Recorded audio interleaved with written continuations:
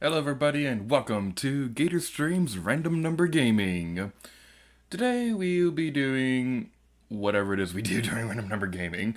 We're going to be taking some games, randomly generating which one we'll play for 20 minutes and go on from there, and that's going to be pretty fun. So this time around things are going to be a little bit different because I decided that it'd be fun to play a very specific game. If you follow my Twitter, then you already know which one we're going to be playing. So before we get started, let's look at the stream chat. Hello, Threes Productions, how are you doing? Just gonna do a quick test to see if the commentary is working. Looks like it is, so without further ado, let's get into the game. So, it's over here, as soon as I get the thing working. There we go, haha. So one thing that's worth mentioning is that in the past I've had problems with the game audio being a little bit behind the footage. That should be fixed, but it's also kind of random whenever it feels like working. So if it is a problem, let me know in the stream chat and I'll try to see if I can fix it, although that'll be a little bit hard to do on footage.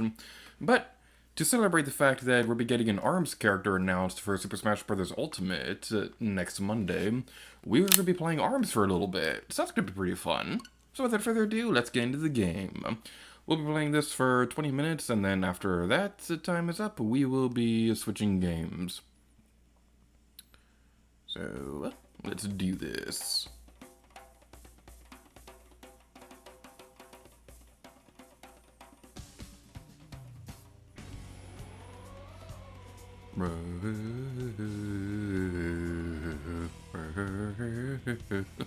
I love this theme song. So anyway, let's get into the game. So, something really interesting about ARMS in particular is that this game was actually the very first Switch game that was like completely brand new. Because Breath of the Wild, even though that game was on was a launch title for the Switch, it was also available on Wii U. Mario Kart 8 Deluxe came out about a month later or so, but again, that was a Wii U port. So ARMS was the first party Nintendo game that was really notable that was exclusive for the system. Now you could probably count 1-2 Switch as well. I personally don't. So yeah, that's pretty fun. Alright, so let's get into the game. We'll be playing as Min Min throughout the Grand Prix. Affiliation Nintendo, Noodle House, awaits unimportant hobbies, eating mom's homemade ramen. Aw, that's sweet.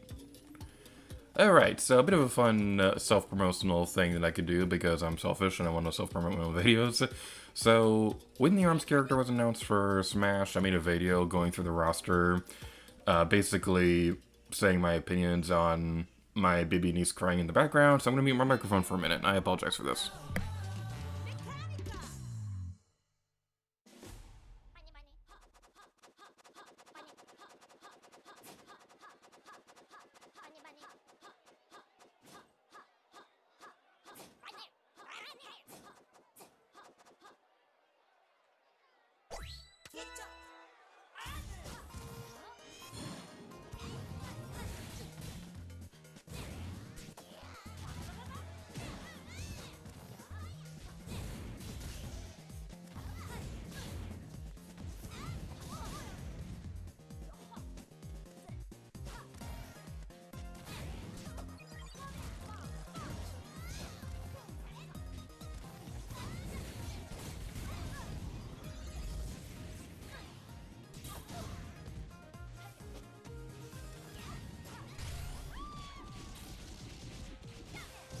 Okay, I think my baby niece is feeling better now. I apologize for that. I literally have no control over baby noises in the background, so I do apologize for that. But anyway, what I was trying to say a moment ago was that I made a video a little while back going through every single character on the ARMS roster to try and figure out which ones have the best chance of appearing in Smash. Basically, long story short, I think it's either going to be Min Min, Twin Tail, or Ribbon Girl. Springman probably seems like the most obvious one, but the assist trophy is a thing, and I strongly don't think that they would have said that the character was from ARMS months at a time and then just say it was Springman, because that would be really boring. So I really do think it's going to be Min Min because she seems to be the fan favorite character for the game. It's either her or Twin Tail. Alright. We're gonna defeat McGonagall now, now. Come on, come on, come on. Almost defeated. Yay! And we did it. First round destroyed.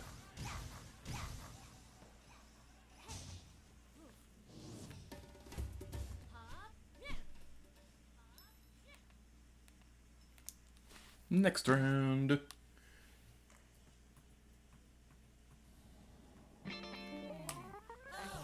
The Bouncer Springman.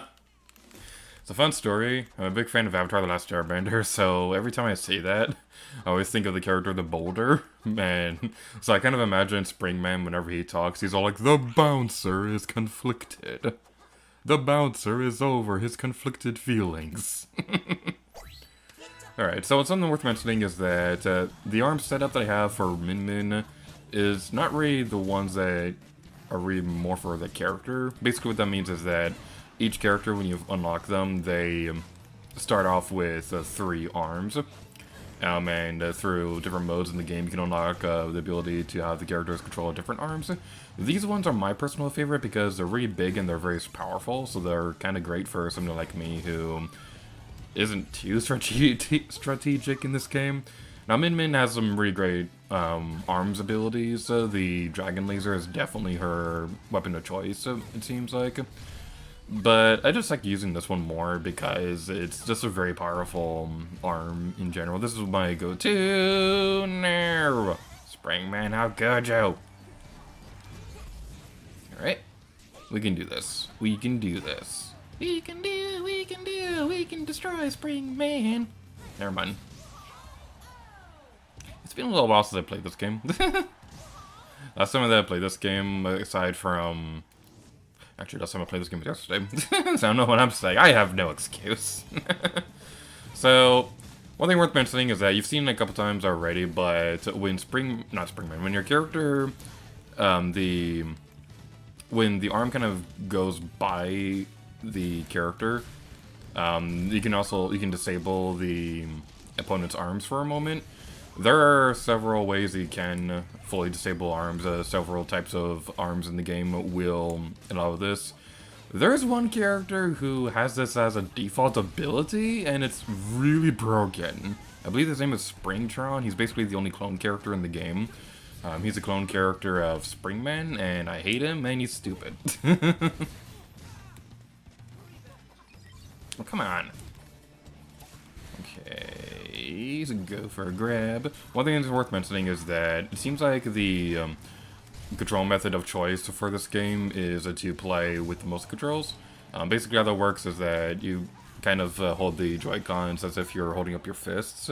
It's a really great control scheme, but personally speaking, I prefer playing with the Joy-Con grip. However, this time around, let's try playing with the motion controls instead. It works very well, and it's honestly very impressive, but it's just that I personally prefer using the button controls because it is a fighting game, so it's the best idea to play with a control scheme that's a bit more responsive. The shield right there is the best bet to defend against a flurry rush like that, so that's very nice. So basically how this control scheme works is that you move the Joy-Cons around to control your character. That alone is just really fun. I just like doing that. Sometimes I'll just go into the training mode and... Wait, how do I do it? Okay. Then you can also move the controllers in a punching motion to do the punching attacks. You can think of it... I think that's how it works in Punch-Out on Wii, so you can think of it like that. You can move both controllers at the same time to do a grab as well. You move the controllers across like this to do a shield, and the ZL/ZR buttons will activate the Flurry Rush. It's a really fun control scheme, and I really like it. But again, I prefer using the Joy-Con grip for a fighting game, so that I can have a bit more precise controls. Moving on to the next round, let's look at the Stream Jet. Freeze Production says, the boulder is conflicted about fighting a small blind girl. The boulder is over his conflicted feelings. And now he's about to crush you in a rock avalanche. Alright, so the next game we'll be playing this is V-Ball. This is basically like a pretty fun volleyball minigame. Volleyball is pretty interesting sport in real life. If I were to watch a sport, it'd probably be volleyball, mostly because most of the friends they had in school were on the volleyball team. Boom! Haha, we did it. But that was just only for point. So basically how this works is that you use the grab to make the ball go into a swirly move like that. And that will make it so you can basically dunk the ball into the other player's net or something like that. It's a really fun minigame. Of all the side modes, aside from the actual fighting, this is probably my favorite. After a certain amount of time, the ball will explode into a bomb.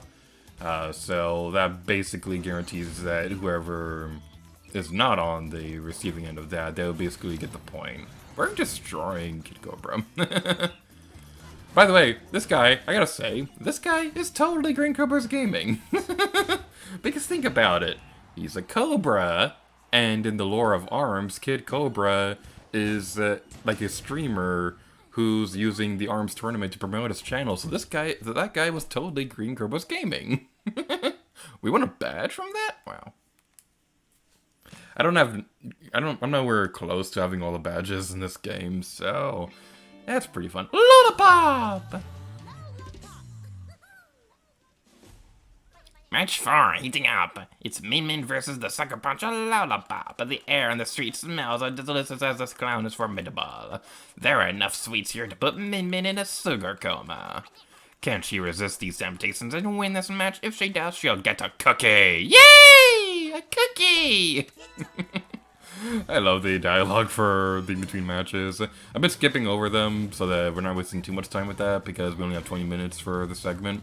But it's just really fun. And also, I gotta say, Lollipop is probably the most adorable character in this entire game. Now, normally I don't really like clowns that much. Like, I'm not afraid of clowns or anything like that. It's just that I don't really particularly care that much for their characters. But Lollipop is so cute! He's like pretty much the only fictional clown in history who's not a serial killer. And a bit of a fun story about Lollipop is that when they were developing this character, the Japanese team was honestly surprised about the negative feedback from Nintendo of America about Lollipop, because there were a lot of people on the development teams who do have a phobia of clowns, but that kind of phobia is not really all that common in Japan at all, so they were honestly surprised about that. That's pretty interesting. Muting microphone because baby Niece is crying in the background. I apologize for that.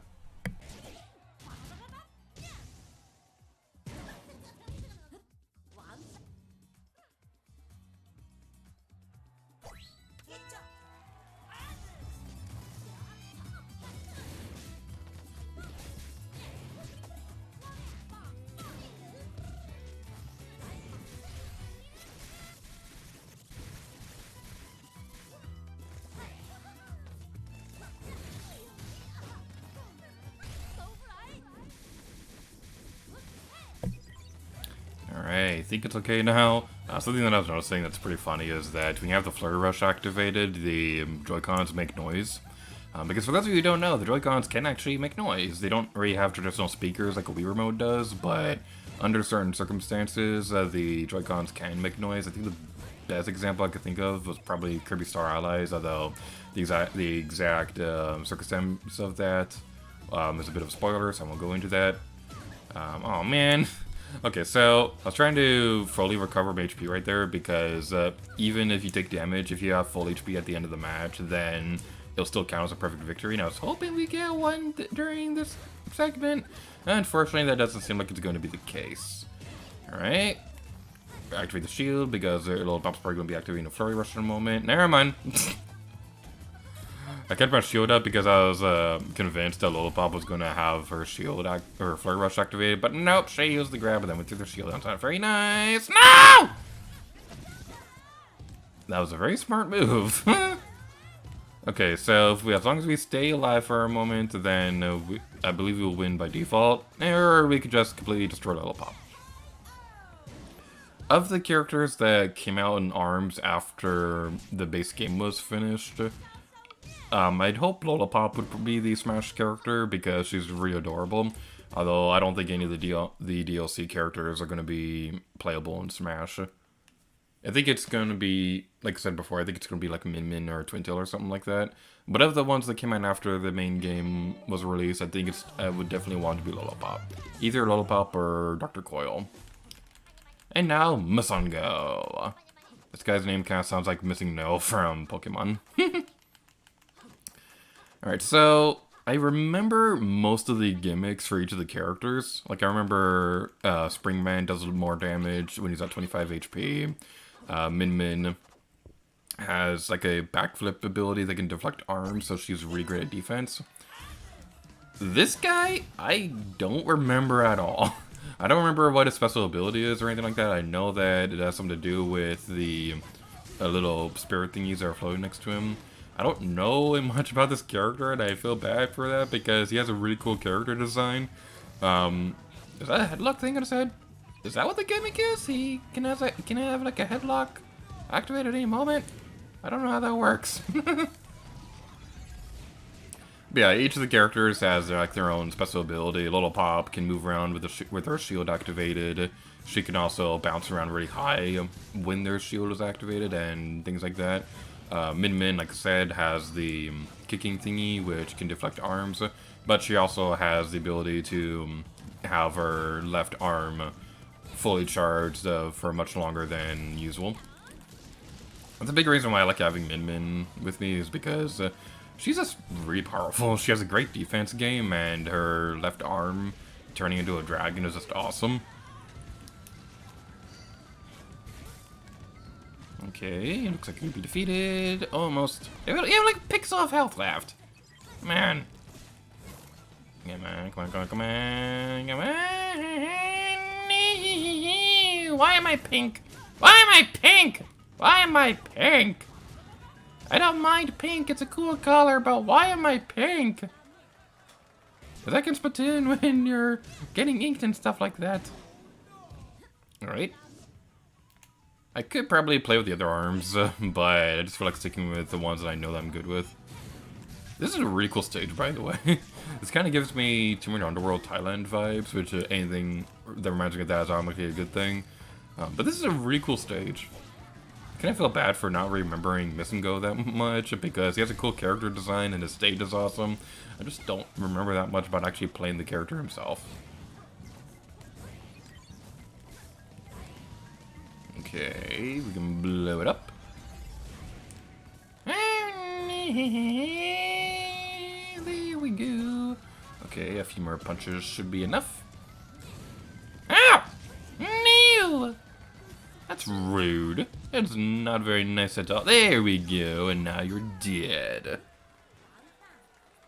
Three's Productions says, my favorite memory is when playing volleyball in PE, a kid threw a ball at the teacher's head and she didn't even flinch, and it was horrifying. Okay, I gotta say, I have a lot of respect for volleyball players because, like, of all the sports... No, not this guy! Okay. Of all the sports out there, I think volleyball is probably the one that, like, really requires the most teamwork. Because you have to basically trust that, like, pretty much everybody on your team has to trust each other to know when's a good time to act and when's a good time to rely on your teammates, and you have to rely on your teammates and things like that. So, yeah, I have a lot of respect for volleyball players. Okay. Muting microphone again because baby niece is still crying.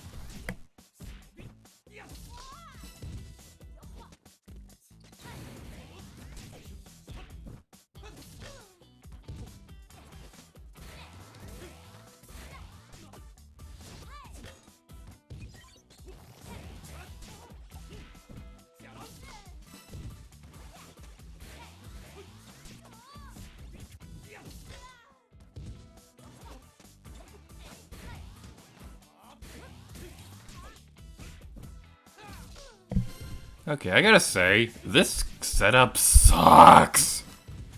Okay, Ninjara is easily my least favorite character in this entire game. I hate his stupid face. His ability is way too powerful because he has the ability to dash and things like that, and he vanishes briefly when that happens, so he's really hard to predict. And also, I hate this minigame. I don't really like this minigame at all because it seems like no matter what I'm doing, it seems like my opponent always bounces off the rim of the hoop, which is really stupid. But hopefully it works. Okay, there we go. We're tied now. No. There we go. Okay, so the last attack of a Flurry Rush will always send them on to... Yay! The last attack of the Flurry Rush will always send them onto the hoop, so that's pretty good to know. I just don't like hoops. This is the minigame that I never like whenever I play through this one. And I really do apologize if you do hear the baby niece in the background. I do see comments from time to time on streams saying that you can't hear the baby, but I can, and it's always really distracting. Twintail! Yay, Twintail! Oh, she's so awesome! I mean, just look at her. She's so cool. She attacks with her hair, and it's awesome. Okay, so Twintail, for those of you who don't know, is basically everybody's waifu in ARMS. In the lore of ARMS, she's a really popular movie star, and her special ability is that her opponents literally get starstruck and refuse to attack her.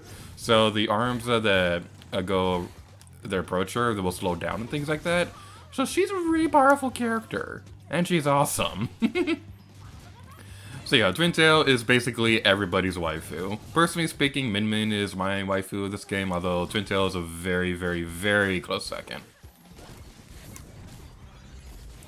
Okay, this stage is also really fun as well because you have a lot of cars everywhere, which can...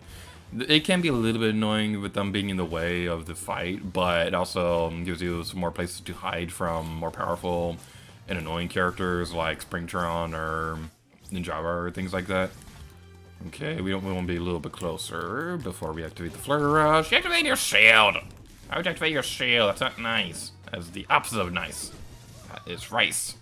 I haven't said that in a while. Oh my goodness gracious with gravy. I haven't said that in a while either. I'm just bringing back all of the overused catchphrases.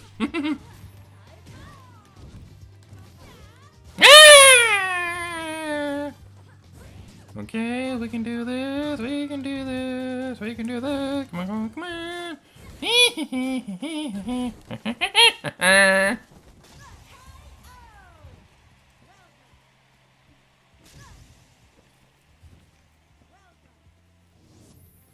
Alrighty then, let's try that again.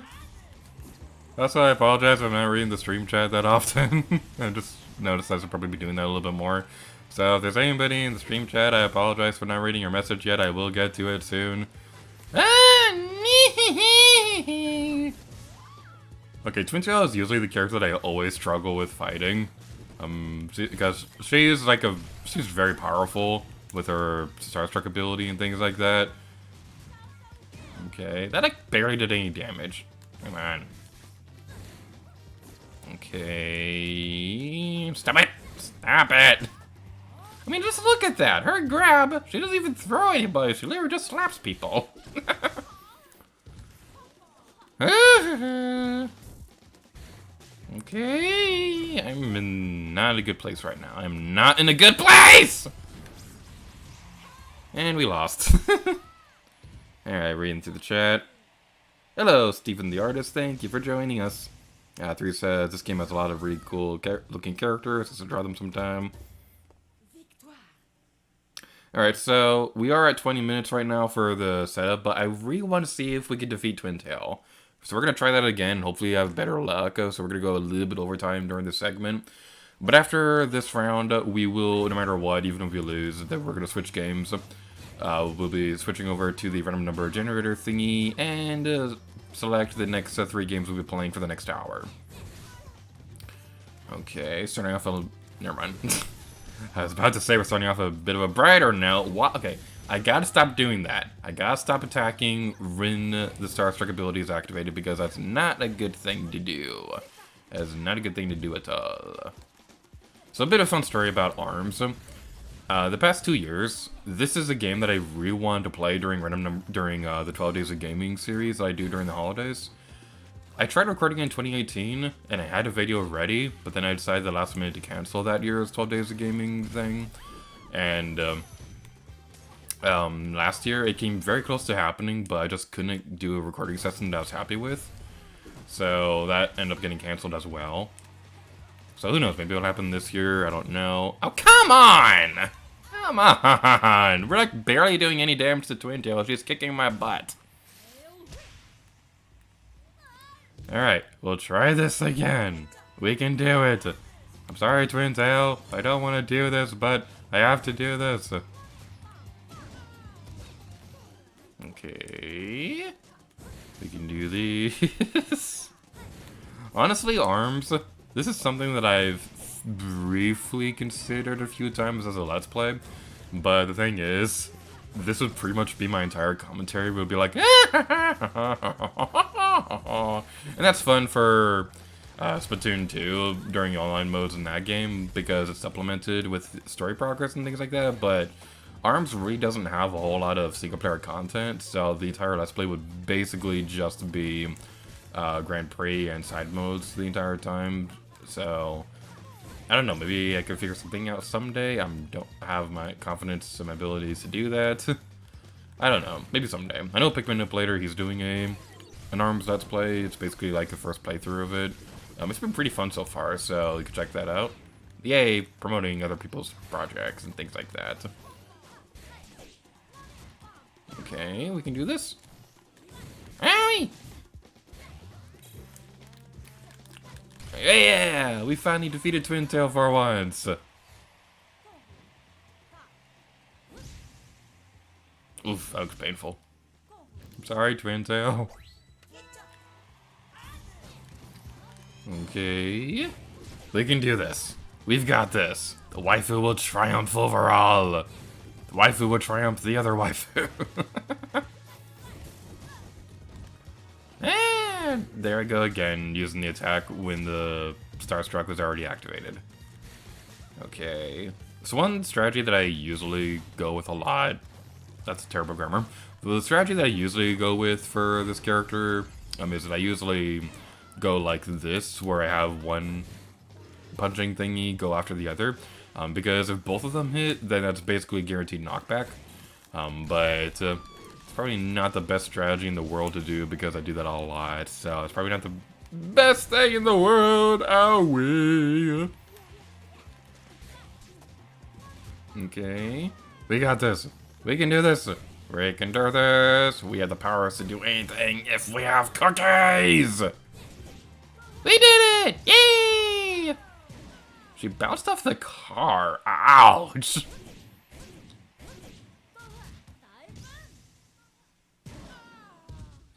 And we did it! Yay! So we probably could finish the Grand Prix during this segment. Well, actually we can't because time's already up, but the thing is, what I'm trying to say.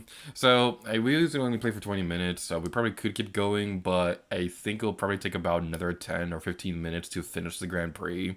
So, that's where we're going to be stopping ARMS for now. So, without further ado, let's switch over to this screen. So, if those of you new to Random Number Gaming, basically what we do is that we have a random number generator system that will decide the 3 games that we'll be playing. Each game will be played for 20 minutes, so once I get everything set up...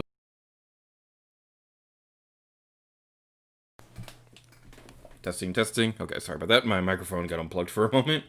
We'll set up the game and do stuff like that. And it's going to be pretty fun. Oh, yeah. Alrighty then. Getting the thing set up. Getting the thing set up because it's fancy. That's what we do.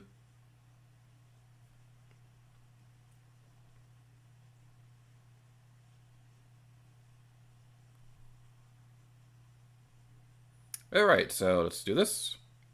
This is what I use to randomly generate the games. This is a program that I wrote into a website called .NET Fiddle. That's pretty fun. And let's play the game. 38, 76, and 85. Alright. So, let's take care of this. Just gonna make some quick notes for myself. Okay. 38, 76, and 85. That shouldn't be too complicated. Alright. What's 38? One thing worth mentioning is that in this random number gaming stream, we now have PC games available to us. I did have Tomb Raider 1 and 3 on here, but my stream setup has been having a nightmare getting those games to work on my streams. I was trying to do a test thing yesterday to see if it would work, and it just wasn't working. So for now, the only PC games available to us right now are Lara Croft and Guardian of Light and Persona 4 Golden. Every day's great at your gymnast. 38 is Paladins. Alright. Making a note for myself. If you'd like to see this list for yourself, you can check out a link in the description. 76. That's a Wii U game, I think. That is Wii Sports Club. Actually, I'm gonna re-roll that one because reasons. I'm gonna re-roll that one. So goodbye, 76. 85 is Kirby's Dreamland 3. All right. We have a collab that we just wrapped up of that game on the Go Lab channel game. I was not involved in that series at all, so that was a project between the James Rose and Pink Garmin. It was a pretty fun series, even if they kind of gossiped about me a lot. Yeah, they kind of gossiped about me a lot during that series, and some of it was funny, some of it was like, really, guys? Alright. Actually, we'll just do this. First number is 58. First number 58, where are you? You are Splatoon, alright. I'm happy with that.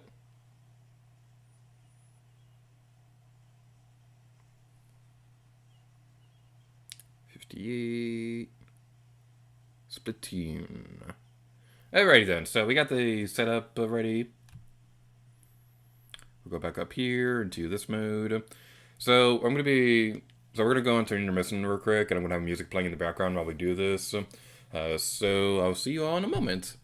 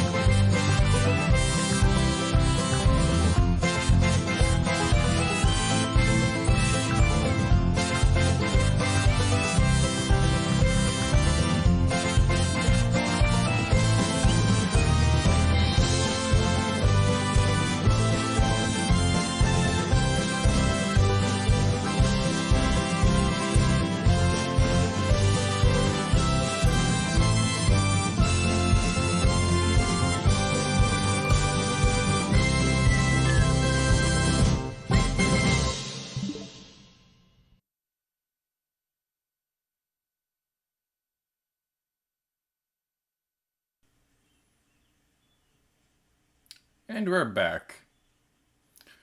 So, for those of you who are just tuning in, the next games we'll be playing are Paladins, Kirby's Dream Land 3, and Splatoon. The thing is, though, I have to re-download Paladins because I had it on the cloud archive thingy, and it's going to take a little while to finish that, so it's probably going to be the last game that we'll be playing during this setup.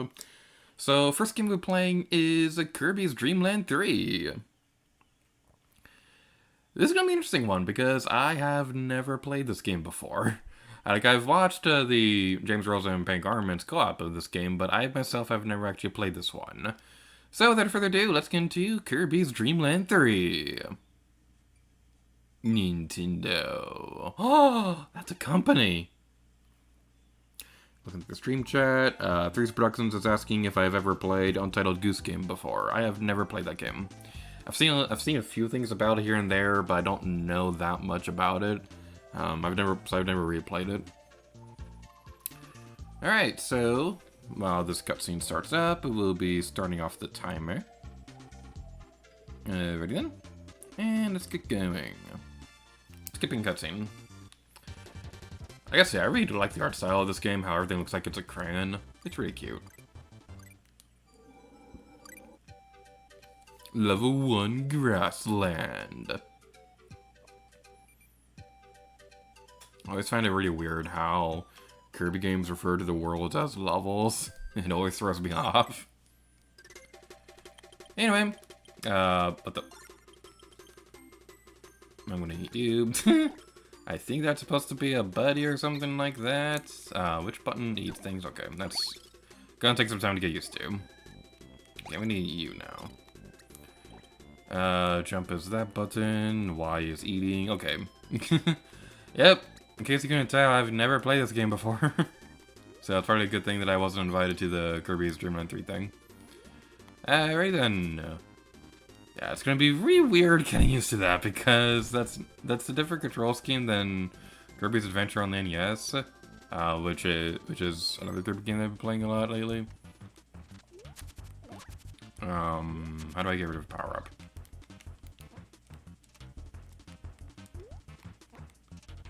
How do I get rid? There we go. Okay. Can I eat these people? No, I cannot. Okay, I'm gonna eat Gooey again. I don't know what the purpose of Gooey is when you're playing by yourself. I know he's there for multiplayer stuff, so that's pretty fun. Okay, we have that ability again. Alright, so the thing about Kirby is that I absolutely love these games. I haven't played a ton of them, or at least I haven't played far into a lot of them. So my favorite Kirby games ever are Kirby's Epic Yarn and Kirby 64. Those are my absolute favorites. I've beaten Triple Deluxe. I've played most of Planet Robobot. I've played a little bit of Mass Attack. I really like that one. Other than that, I haven't really played a whole lot of other Kirby games. I played a little bit of Kirby's Adventure on the NES, and that was what was throwing me off about the control scheme a moment ago. Let's get rid of that. And go like this. Give away, Gooey. Give away. Okay, we can't do anything with that. Okay, it looks like we need an umbrella for that. Maybe we can zap things. Zap! Nope. Okay. Well, there's an umbrella dude over here.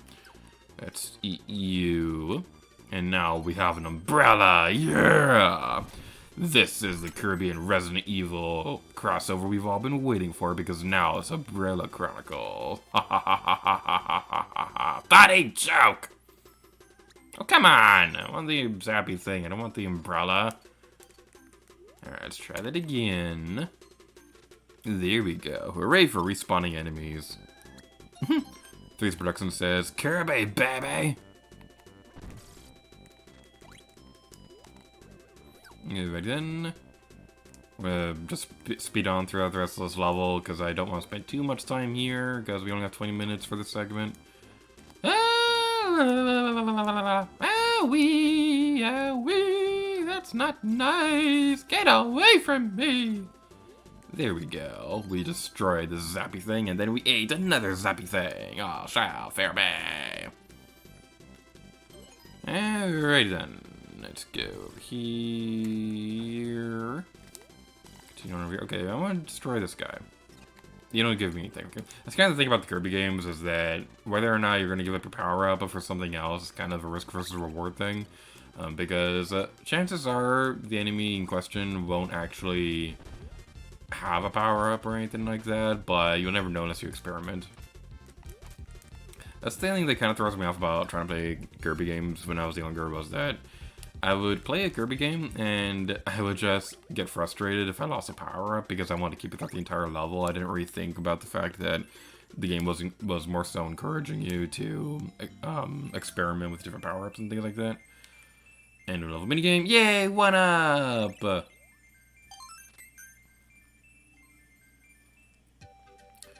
And moving on to the next level. Oh yeah. There's a broom person over here. Let's eat them! Owie! No, I wanted to eat you. I didn't want you to die. Oh, this right here, this is Rock Kirby. That's pretty fun. Except not really. I was thinking that it would control like in Kirby 64, but nope. Oh, come on, no. I wanted the broom person to be my dinner. Die! Haha, now we can sweep the competition. That's an overused pun that's used by everybody who uses a broom. Yeah, I'm an original. So the thing about Kirby games is that they really do encourage you to...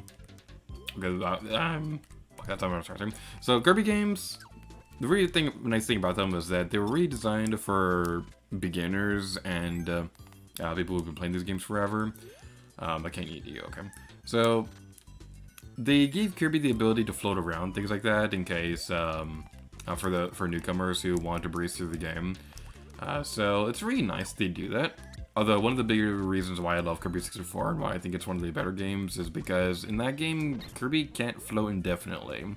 So even though you could go the easy way and play the entire game by floating around, things like that, in Kirby 64 they kind of discourage this because it's a bit more limiting in that game, which I really like. I know a lot of people are probably not that happy about it, but I really thought that was one of the better changes in Kirby 64. Owie, that hurt. I think you're gonna give me the needle ability, which I really need. Needle puns. Alright. So far, the copy abilities don't seem to control that great in this game. I don't know if that's just me or something like that, but they don't seem to control quite as nice in this game as they do in like Kirby 64 or Triple Deluxe or something like that. One other thing that I really liked about Kirby 64, and I'm really sad they never brought this back, at least in the form of that game, was that Kirby 64 had the ability to mix up the power-ups and things like that. So if you could like mix up a fire and needle and things like that, or you can mix up electricity and freezing to turn into like a refrigerator and things like that, which is really cool, but they don't do that for other Kirby games. I think Kirby Star Allies tried something similar? I don't know off the top of my head. I haven't played Star Allies aside from a demo. Alrighty then, we'll continue on over here. And that was the end of the level, alright. I was aiming for the maximum tomato.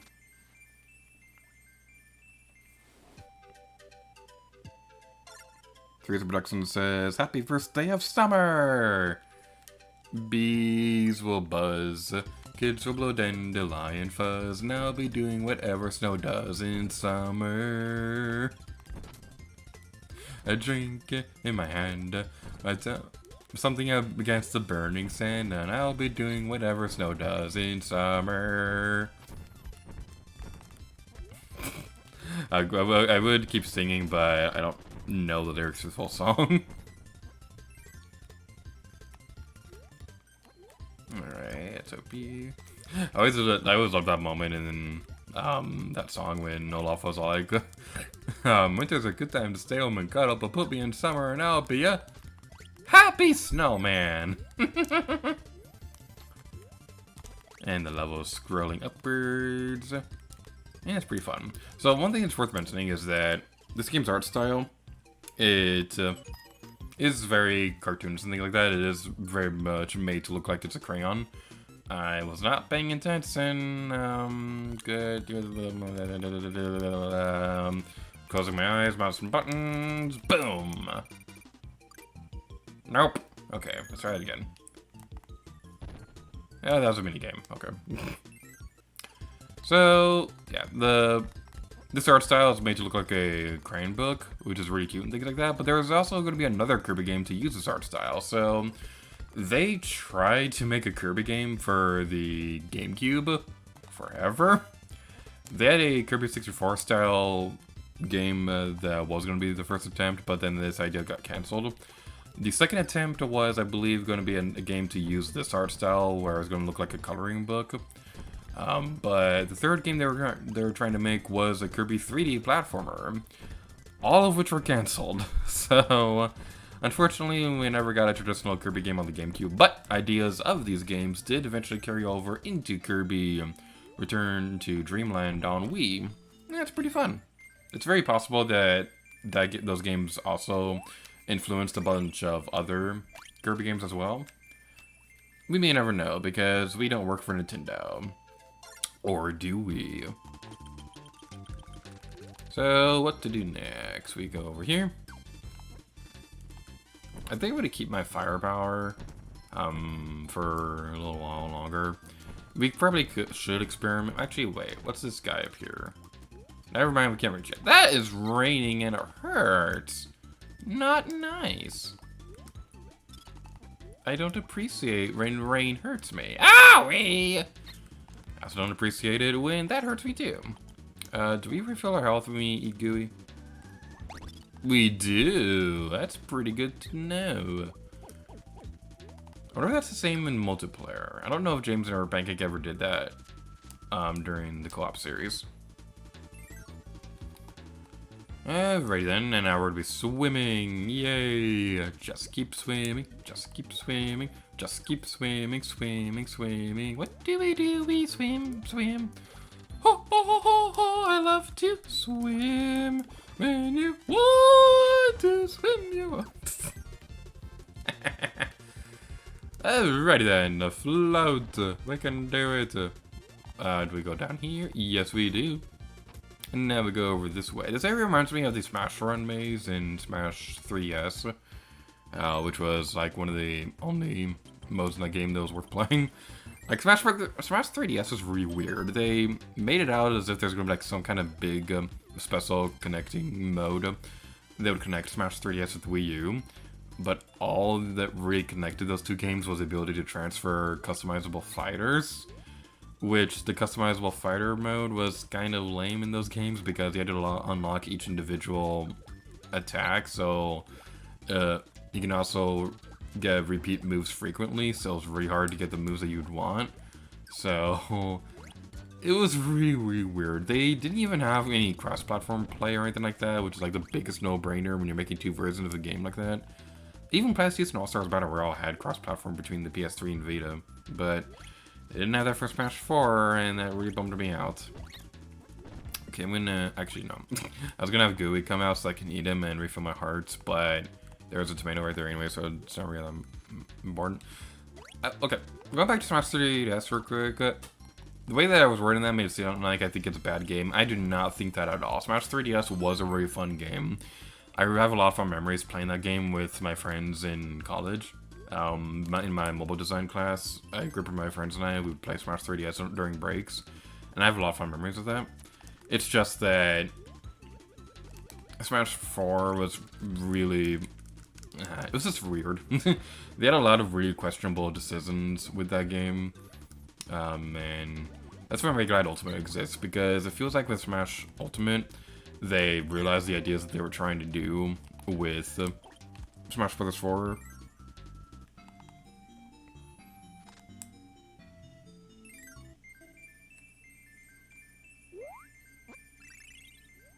That didn't look very pleasant at all. Alright, read the chat.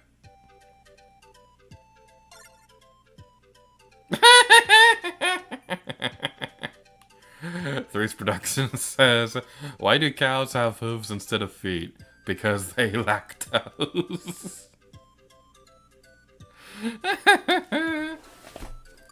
We are gonna get along just fine. Another person who appreciates the art of the pun. And now we have a broom, so we can sweep the competition. I already said that pun during the stream, but I don't care.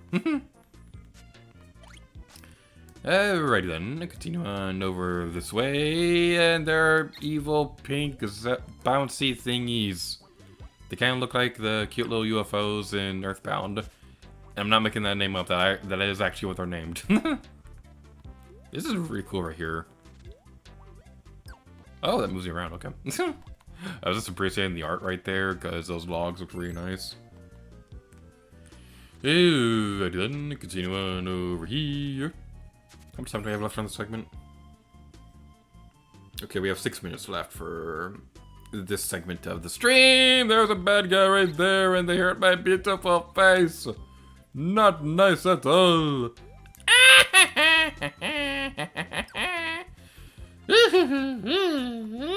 This game is scary. I want a grown-up. I want my mommy. Alright then. Watch out for the Gordos. They are one of the very few enemies in this game that you can never destroy. They are completely invincible. Which begs the question, why doesn't the bad guy of this game just have those completely surrounding Kirby at all times? Because Kirby would never be able to do anything if he was completely surrounded by Gordos all the time. Like, just have a Gordo drop on Kirby's house or something like that if you really want to destroy him. Okay, continue on over here. I'm just gonna float throughout this entire area. I don't feel like dealing with the logs. Alrighty then, we did. I'm gonna steal you. And now we have a needle. Can I eat you? No, I cannot. Okay, I want my power back. I want a refund. And jump! We were this close to actually, you know what? We could cheat by rewinding the game for a moment, but that's cheating, and cheating is bad. Alright, we'll probably have enough time to finish off this world before the segment's over. Then, this is a very pretty level. This reminds me of the jungle world in Kirby 64. And it reminds me of Kirby 64 is automatically a good thing. Can I do? No, I cannot. Why are you just sitting there smiling and whatnot? Why are you both just sitting there smiling and whatnot?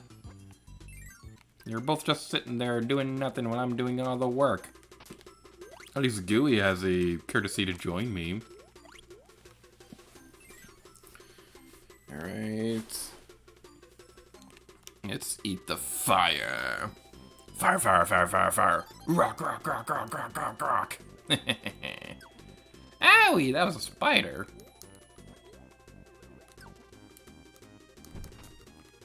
Okay, we want to avoid these spiders because if Undertale has taught me anything, it's that squishing spiders is bad. Because you won't get invited to their tea party. Okay, real talk, I gotta say, of all the character designs in Undertale, the spider lady has gotta be my favorite because she's just so adorable. She looks like a very classy, fancy person, but she's a spider, and I have no idea how they managed to make a spider look classy. Alright then, watch out for that spider. That probably traumatized some kind of kid in the 90s or something like that. And it's traumatizing kids nowadays because... Oh no, we killed a spider! Spider Queen, don't get mad at me! Alrighty then. So one thing I gotta say about Nintendo Switch Online is that this service, with being able to have access to like a couple dozen games like this for free and things like that with the subscription, I gotta say, the idea of it is really good. The idea of it is good. But the execution of it has just not been good at all. They start off only with NES games, which was honestly a huge mistake. They should have started off with at least an NES and SNES, because that's what the Wii U started with the Virtual Console. They eventually added it into 64, DS, and Game Boy Advance later down the line. They should have done it like that. They also... Okay, so when the service started, they had games coming out every month. So even if you weren't happy with 1 month's lineup of games, you at least knew when the next one was going to happen. Then they stopped doing that when the SNES games were available. So it's like, great, cool, we have SNES games on here now, but now we have no idea when they're coming. And the last couple batches of new games have just not been that exciting. Like, sure, the last one, it was kind of cool that we got Bound Upon finally, because that was originally Japan-only game. And I believe Wild Guns was also one of the more rare SNES games as well, and that game's a little bit fun. But it's like, seriously, Nintendo, you're this far into your Switch Online subscription thingy, and you still don't have Earthbound, or Super Mario RPG, or Chrono Trigger, or anything like that. It really baffles me, some of the decisions that they made with this service, because the thing is, I don't think the online multiplayer games or anything like that, I don't think they're bad, because I don't have a whole lot of connectivity problems whenever I do play a Switch game online. Like Splatoon 2, I rarely have any disconnection problems or anything like that with that game. Other games are a bit more questionable, like I think Smash Ultimate isn't that great, but that's more so a problem with the game itself, because the online modes in that game aren't really all that fun. But the thing is, Switch Online has a lot of potential. It's just that the execution hasn't been very good. The battle started already, I thought that was a cutscene! Okay, oh no. Okay, that's probably the strategy that we want to go with. Okay, note to self, note to self. The white puffy clouds of doom and destruction and death are not edible. Okay, there's an apple. Apple orchard, banana cat dance, 8663. Awesome points if you get the reference. Oh no, now you're mad. I'm sorry that I threw fruit at your face, it's just that you kinda deserve it. Alrighty then. Alright, I'm curious, can we spit Gooey out? We can't summon Gooey during this boss fight. Oh boy. I suppose that makes sense. Alright, are you dead? Are you dead? Do we do it? Yay!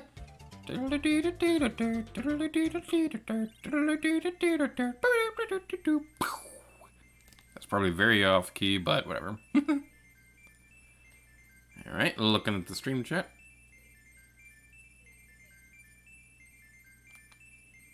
Oh, we're ready to jump into the thing.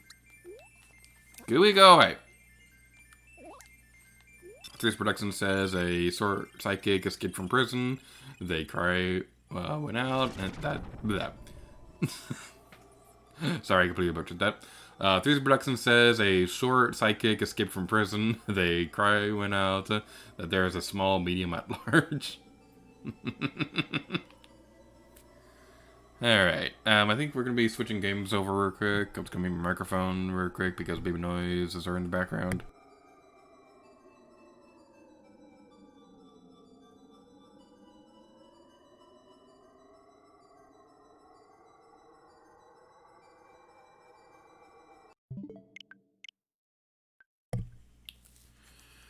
Okay, this is only at 4%. And now it's saying it's going to take 2 hours to download this game, so if this game isn't finished by the time we're done with the Splatoon segment of this stream, we're going to put Paladins on the back burner and say we'll get to that when we can, but after Splatoon, if Paladins isn't downloaded, then we're going to re-roll and start up another 3 games. So, let's switch over to this screen and I'll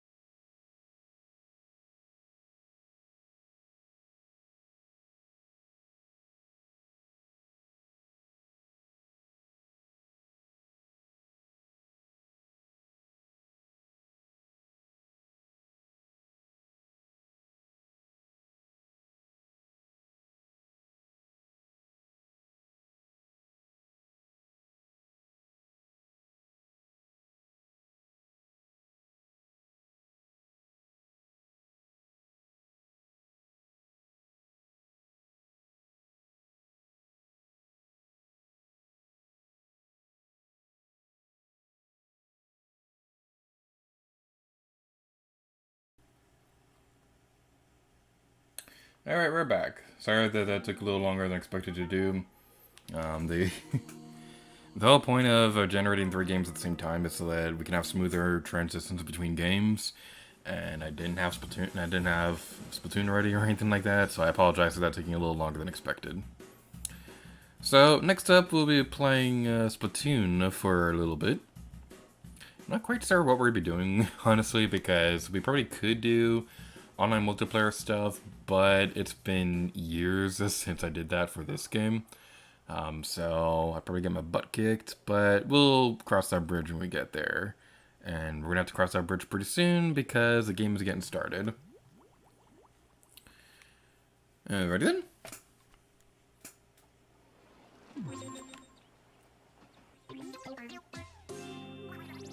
Oh, the nostalgia. Hold on to your tentacles. It's Incomplex news time. Let's unveil the current regular battle stages. Alright. Those totem poles give me the creeps. I think they're kind of cute. Mary, what's your strategy here? For starters, don't battle if you have the hiccups. And now the current ranked battle stages. Fantastic. There are so many boxes passing through here. At least the economy is perking up. Hey, does that highway go over Urchin Underpass? I hope so. I love that map. Until next time. Alright, just gonna get the thing set up. And the timer's starting. Alright. So we're playing Splatoon for a little bit. So, man, it's been so long and it just feels good to be back here. I mean, I love Splatoon 2 and all, that I do believe that is a superior game, but I do love this. Okay, I was kind of hoping that there would be some inklings over here because there's a funny glitch that can happen.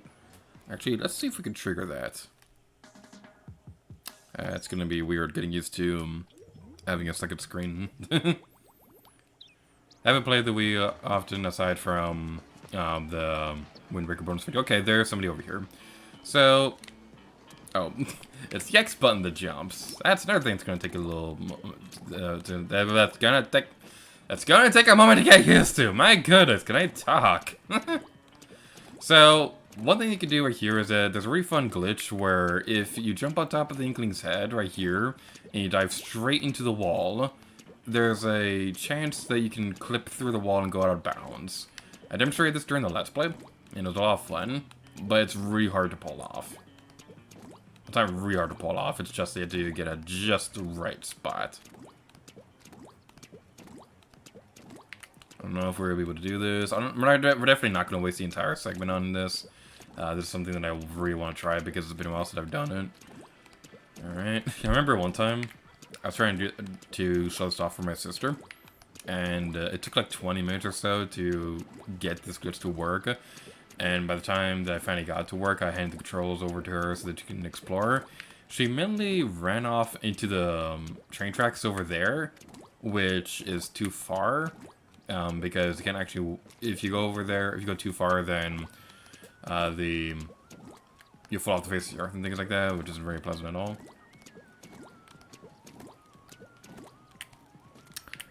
Three Production says, squared! Do Inklings have bones? No, they do not. Inklings are invertebrate. The Inklings, by the way, people get confused about how they dissolve in water and why they can't swim. The thing about Inklings is that... Hey, got the got it to work! Yay! Victory screech! Alright, so yeah, this is the glitch. You can go outside the boundaries of Incompletes. You can't go too far. Basically, anywhere beyond that white line, anything beyond that is off limits. You can't go that far. But we can go over here and we can walk through that thing. We can see that this QB thingy doesn't have a back to it. That's pretty fun. You definitely want to be careful going to the shops, because if you go too far, then it'll register as you going into the shop itself, and then you go into the thing. If that makes any sense, it probably doesn't. Don't go too close to the tower, though, because you will fall off the face of the earth. The glitch is a little bit limiting with how much you can actually see, but it is a lot of fun to do this. It's just always fun finding ways to go outside the boundaries of these levels and things like that. It's just always really fun to do. So we go over here, and something really fun is that I messed up. And now we're stuck.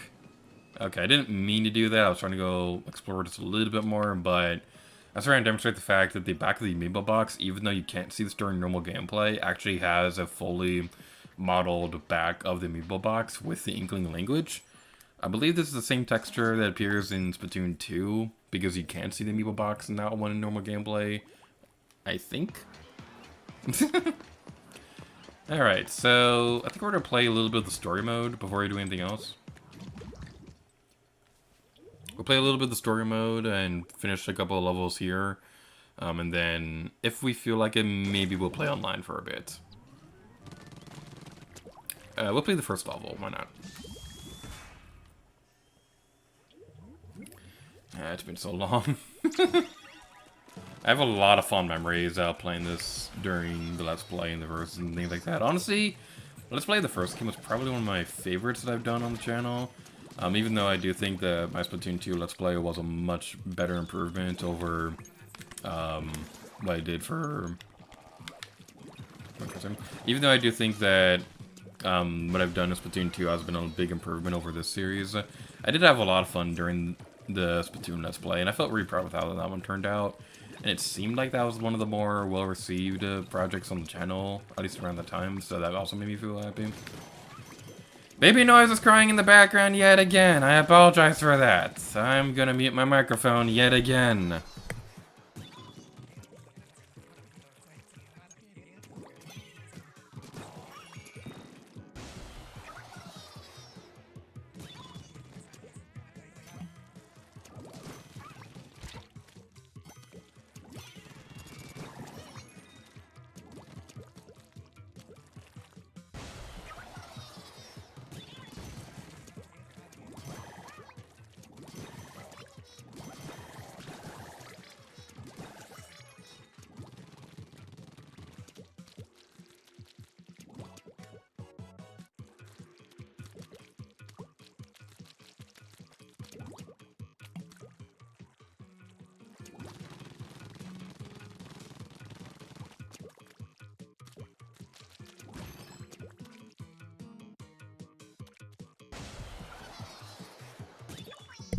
Hopefully she's calmed down by now. I really apologize for that. I don't know what's going on out there. But anyway, yeah, this is Octo Valley. I kept wanting to say Canyon, but that's the story mode for the second game.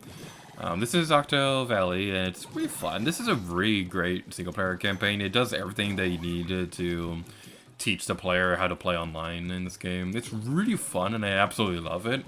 And something really neat is that a lot of the stages that are available online made their first debut in levels in this game.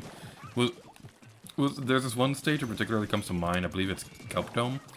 That wasn't available as an online mode until a few months after this game came out, but it was one of the levels for the story mode.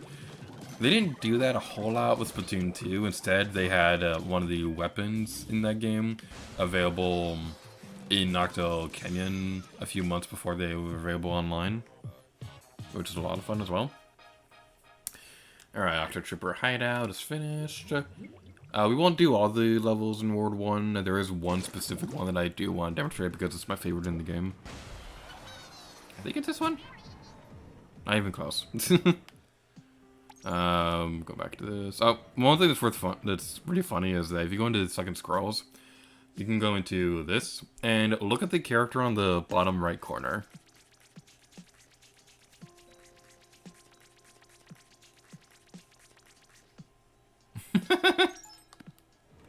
That's always a fun detail. So I don't remember which level it is. That's not it. Is this it? Nope. Okay, we'll find it eventually. This is one thing that I definitely think Splatoon does better than the okay, there it is. This one thing that I think this game does better than Splatoon 2 is that I really wish that Splatoon 2 had one seamless world in Octo Canyon, because that is the case for this game, but in Splatoon 2 there's loading screens between each world, and I understand why they did that. They went bigger with Octo Canyon with the world layout and things like that, so the environments are definitely a lot more complicated, so it makes sense that they'd have loading screens, but at the same time it's like, why? You did have one seamless world in this game, why didn't you do that for Octo Canyon? So this level here, this is my absolute favorite level in Octo Valley. Because it's just really fun. I've always really loved the Invisible platform gimmick. You also have Octolings everywhere, and it's just a lot of fun. I really love this one. So we continue on over here. Watch out for that. Continue on over this way. Okay. Okay, I don't think I have to fight you. We'll continue on over here. So yeah, there's invisible platforms everywhere, so you basically need to figure out where they're hiding. It's just real fun. Splatoon 2 definitely improves on this gimmick, but it's just a really fun mechanic. I really like it. Now this right here, I remember this being one of the second scrolls that took me the longest to find in this game. Basically, there's a hidden platform right here you can collect, and there's another sunken scroll right there. Sunken scrolls are basically this game's equivalent of a star medal or something like that from a 3D Mario game. I believe this game was made by a lot of the same developers as Super Mario Galaxy and things like that. Something worth mentioning is that I remember this one time on Miiverse, I made a picture where it was basically like this. That's not good at all. I basically tried making a smiley face. I know I did a terrible job right there, but I made a smiley face without being gonna post it on Miiverse, and that's one of my favorite posts that I ever made on there. Miiverse, rest in peace. I really wish the Switch had something like Miiverse. It kind of does because you can connect to Twitter and things like that, but it's just not the same. Miiverse really did feel like a personal social media platform specifically for gamers and things like that, and that's what I really liked about it. And a lot of the internet friends that I still am friends with today, we met through Miiverse. Like Bank Armin and I, we met because he made a post asking people for advice on Let's Playing, so I replied to that, and then we became friends after that. The Talker Artist was an artist that I followed on Miiverse because I really liked her art, and then we became friends after that.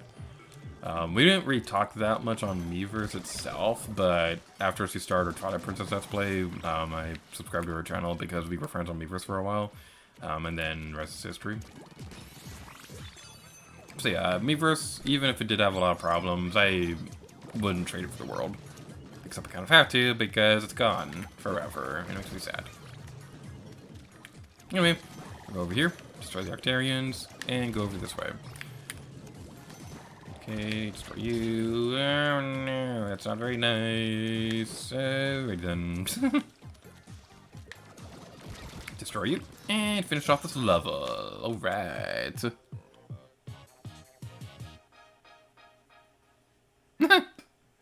Three's Production says, what do you call a spider with 10 eyes? Spider! Alright, so I'm going to close my eyes and randomly tap on a screen.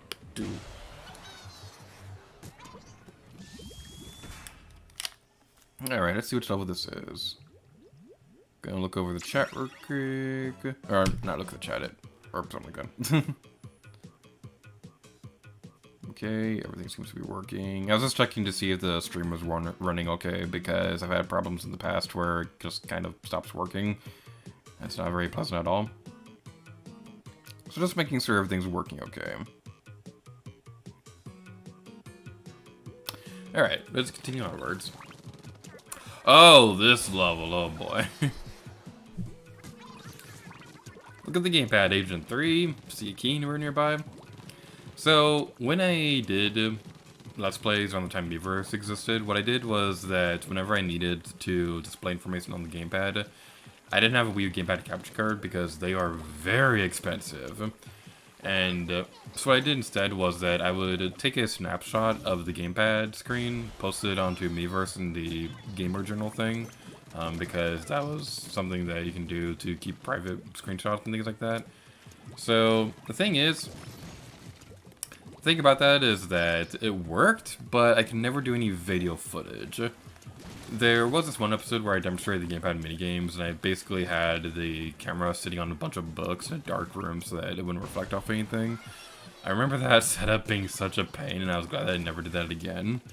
But using the Miiverse for screenshots was definitely problematic with games like Pikmin 3, where I'd have to take Miiverse screenshots a lot. I kind of felt like that broke the fluidity of those videos when I was doing the commentary. So let's go over here. Watch out for that. Watch out for the flutters. The thing very interesting about the lore of Splatoon is that Marina, who's like the best Splatoon character ever, Marina was actually involved with the curation of flutters. So it says that in Splatoon 2 that she used to be part of the Octarian army as a researcher and things like that, and that she was responsible for making the flutters and things like that. So going back to the Wii U gamepad thing real quick, the thing about the gamepad was that for pretty much any Wii U game that I'd want to Let's Play, there wasn't really anything on the gamepad that I felt was really justified investing into a Wii U gamepad capture card, because getting a 3DS capture card was also kind of expensive and it's hard to justify that, but there was just a lot of games I really wanted to Let's Play, like Luigi's Mansion, Dark Moon, and things like that. So it was a bit hard to justify with the Wii U because there were just a lot of games I felt I could just use a Miiverse screenshot to work around with. Now, there were other games like Tokyo Mirage and Sharp FE or Xenoblade Chronicles X that I would have considered. But the thing is, those games, by the time the Miiverse was shutting down and things like that, the Switch was already a thing. And Mario Kart 8 Deluxe had set up the groundwork for... Mario Kart 8 Deluxe had set up the groundwork for Wii U games getting ported to Switch. So I was kind of floating out hope that Tokyo Mirage would come to Switch so that I wouldn't have to get a Wii gamepad capture card. And even if I did want to get one, they don't exist anymore. The only company that ever sold a Wii U gamepad capture card, Katsukity, is out of business. So even if I wanted to, I can't do that. I mean, I could probably mod my own gamepad, but I don't have the technical knowledge to do that. So we probably have time for one online match, so we'll be moving out of Octo Canyon and going to the online multiplayer. It's already going to be a complete disaster because I have not played online in a very long time. Splat Zones is the mode. Let's do it.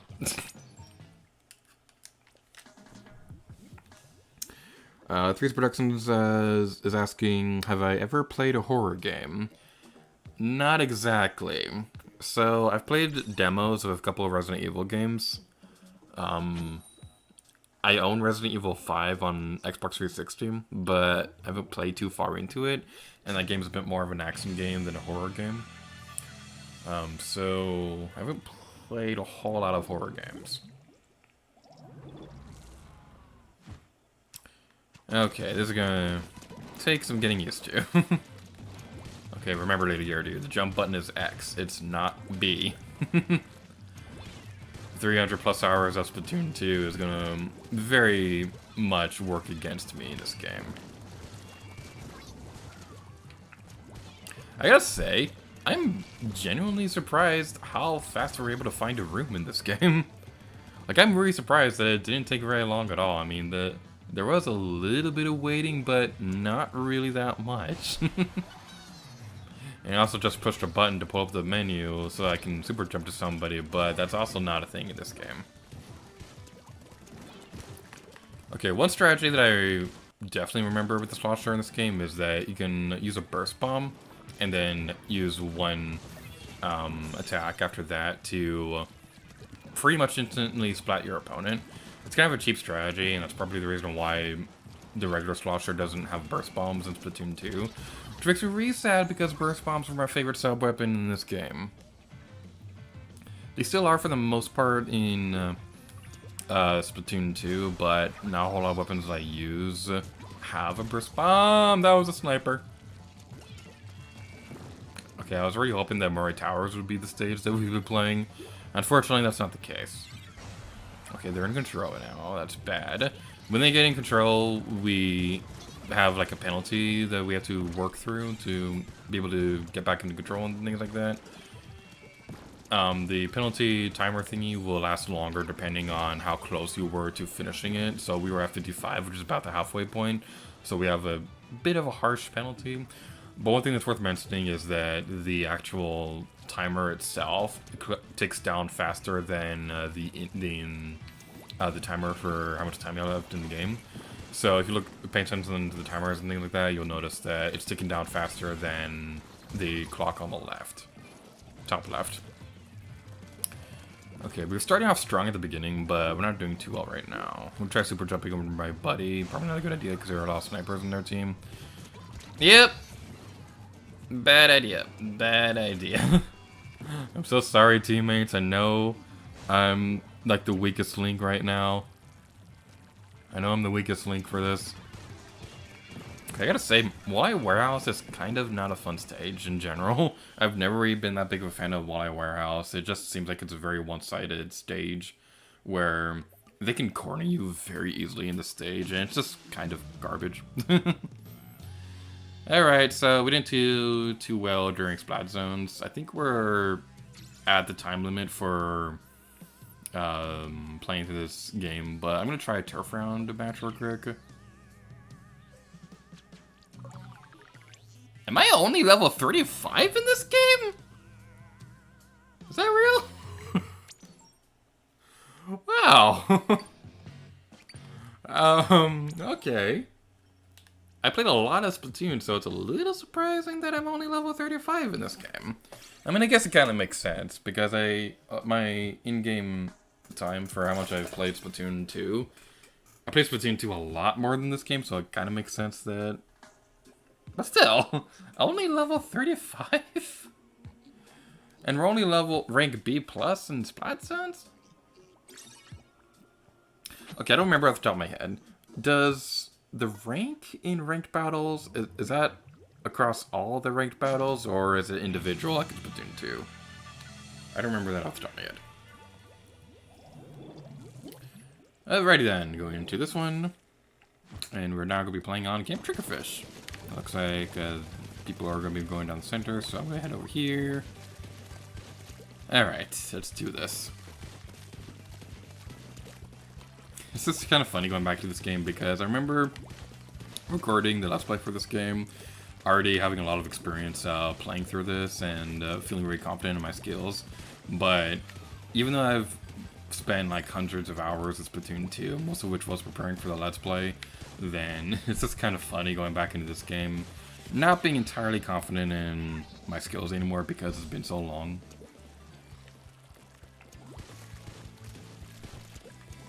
Alright then. I was kind of hoping My Resort was a stage that would have showed up for this game, but unfortunately that wasn't the case. It seems like both stages that we were playing online in this segment were available in Splatoon 2 anyways. I was kind of hoping that My Resort would show up instead, because that's one of the very few stages in this game that never returned in Splatoon 2. It's really surprising because it's a really fun stage, but it just never returned. It makes me sad. I like that one. They did have a Shifty Station layout that's kind of similar to it. It has a lot of the same ideas, but also is just very different.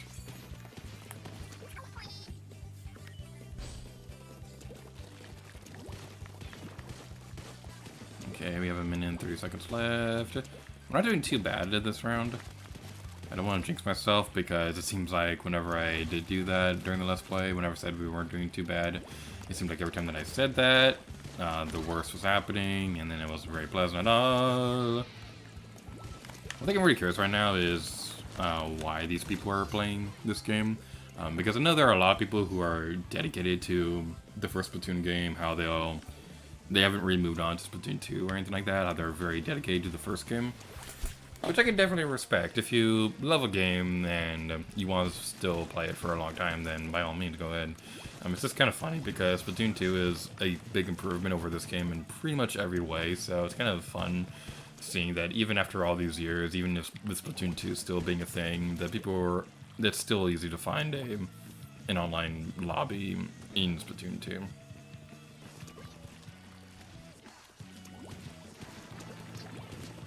Okay, we splat that person. Alright. We got this. We can do it. We can do it. We can do it. We can do it. We can do it. I'm honestly not sure what to do anymore because we've pretty much covered everything in pink.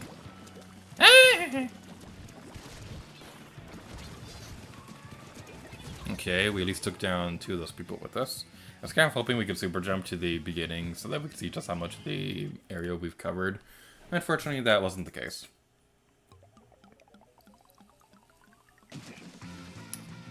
We completely destroyed them. That was pretty funny.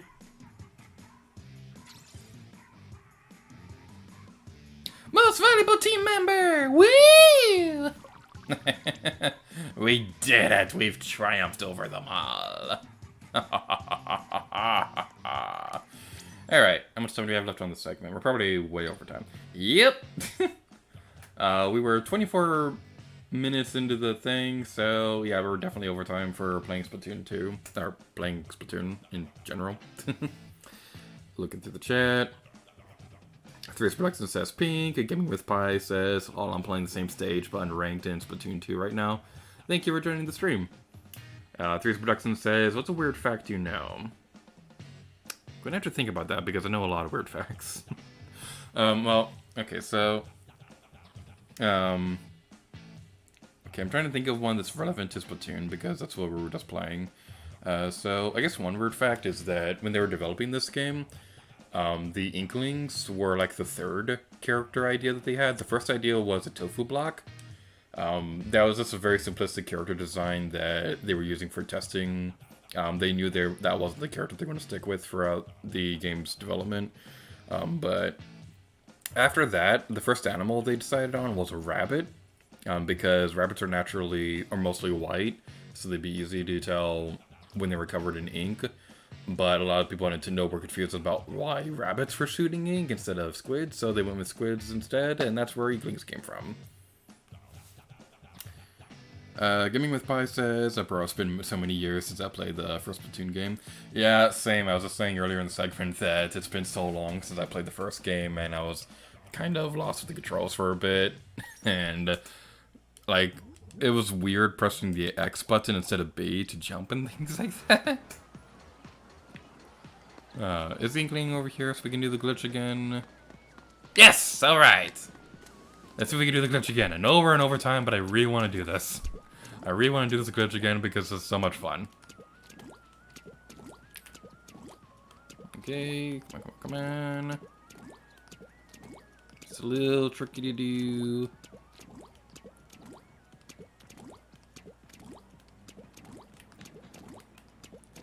For those of you just tuning into the stream, the glitch I'm trying to demonstrate, if you dive into the wall when jumping on top of an Inkling's head over here, there's a chance you can glitch through the wall and explore a little bit outside the boundaries of Inkopolis. It's a really fun glitch, and I demonstrated a little bit earlier in the stream, but I kind of messed up and wasn't able to show off everything that I wanted to do. So hopefully we'll get it to work. Come on, come on, come on.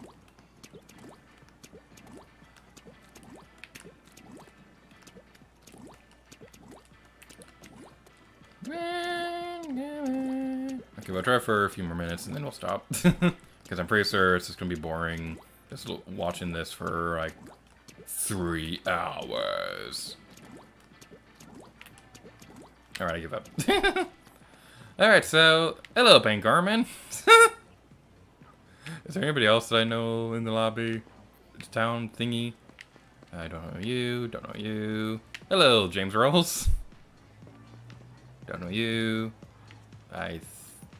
Yeah. I knew that person, but we haven't talked to him in a long time. Hey, it's the attacker artist! Hello! I think. Was that the attacker artist? I think it was. Pick manipulator. Anybody else?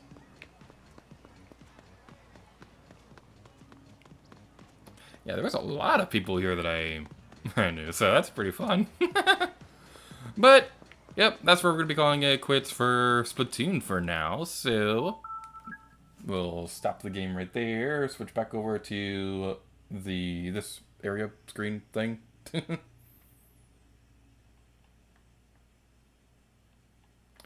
Gimme with Pie says, no, Miiverse post, no Plaza is depressing. Yeah, that's the reason why I don't really play the first Splatoon game that much. I miss the Miiverse post so much. Like I was talking earlier about how most of the people that most of the people that I'm still friends with online, we met through Miiverse.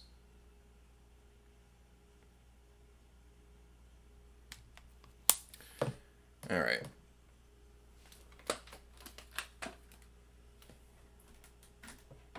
So the third game that was randomly generated was Paladins. I'm not sure if it's... Nope. Okay. Okay, so Paladins had to be re-downloaded because it was on a cloud archive thingy. And it's not finished downloading yet. So as soon as the thing loads. Hello, capture card. There we go. Yeah, so Paladins was the third game that was generated, but it's only at 73%, and we have enough time for a whole other game before it even finishes. So what we're going to be doing is we're going to set it on the back burner. We're going to have Paladins set up so that we will play that one today.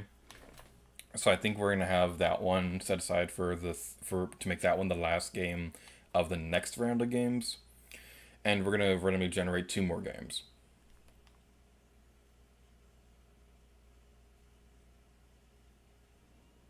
Gaming with Pie says there's a Miiverse Discord. I think he sent me that. I haven't looked at it yet, but I'll definitely check it out at some point.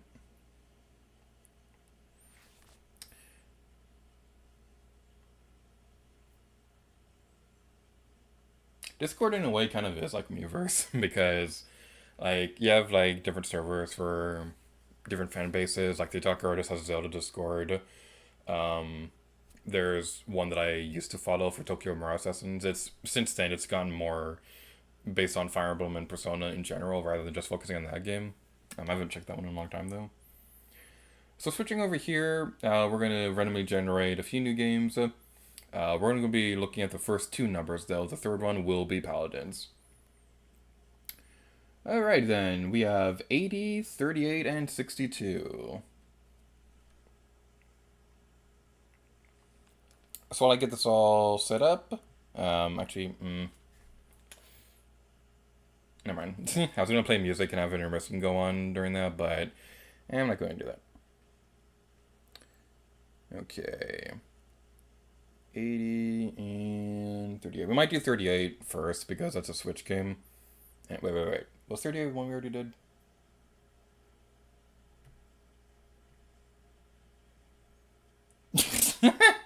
Wow, it really wants us to do Paladins. It generated Paladins again. Okay, so ignore that one and we'll go to 62 instead.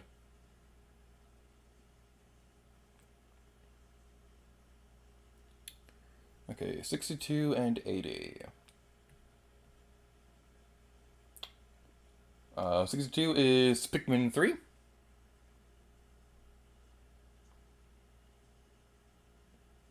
A reminder for those who might be new to the stream, this list is available for anybody to see in the description below, so you can check that out if you'd like.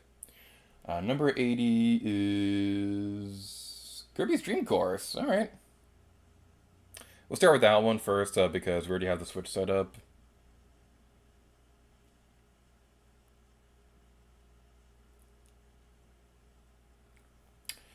Alrighty then.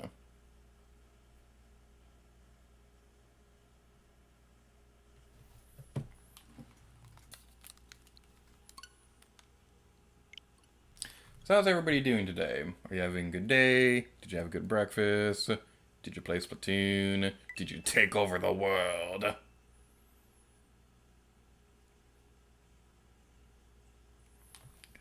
Alright. Moving on to Kirby's Dream Course.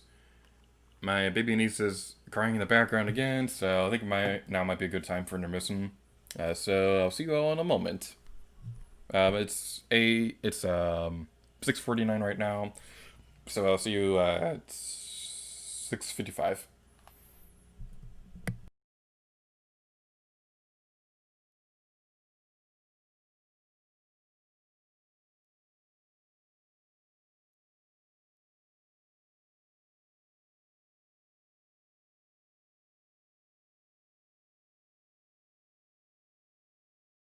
Alright, but before we end the video, I have something very special I want to say real quick. Oh, God. Cue the music. Wait, what? We are Inklings, you'll Oh. never see us on Oh Steam. my We God. say wooby and we like to Oh, my eat God. ice cream. There's no humans Oh to my interrupt our God. games. And you know, I am here with James. You're not gonna do this in every video, are you? Yep. Oh, my God. Thank you for watching. Good night, everybody. Kill me now!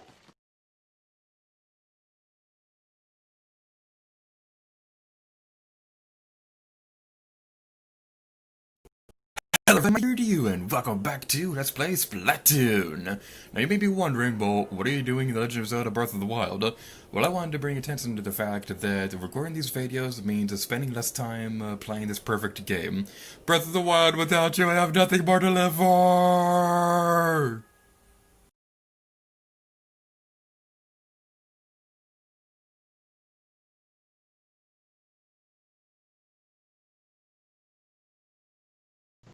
Hey, may I just ask you something, James? Yeah, sure. Why would you think it's Monster Hunter? Because they showed, like, an open field and then they showed a T-Rex. I wasn't the only one who thought it was Monster Hunter! Come on Yeah. now, why are you singling out me? I thought it was too. Mario I thought it was Odyssey. Tomb Raider. Why aren't you complaining about me? Yeah, I know, he said Tomb Raider! What the hell? Yeah. Yeah, no, I thought it was Monster. I thought it was gonna be Monster Hunter 2. So I immediately knew it was going to be Mario Odyssey. What the heck's wrong with you people? yeah, we all are on different stuff. Hey, don't you lump me in with all of you people. Hey, I don't want you're to the be one. affiliated Hey, with you either. hey, you're the one that thought Skyrim was. Oh, be shut on up! Google, too. Hey, you're the one who thought Yeah. Skyrim could never be on a Nintendo system. Yeah, suck it! Yeah, yeah. No. I've never doubted.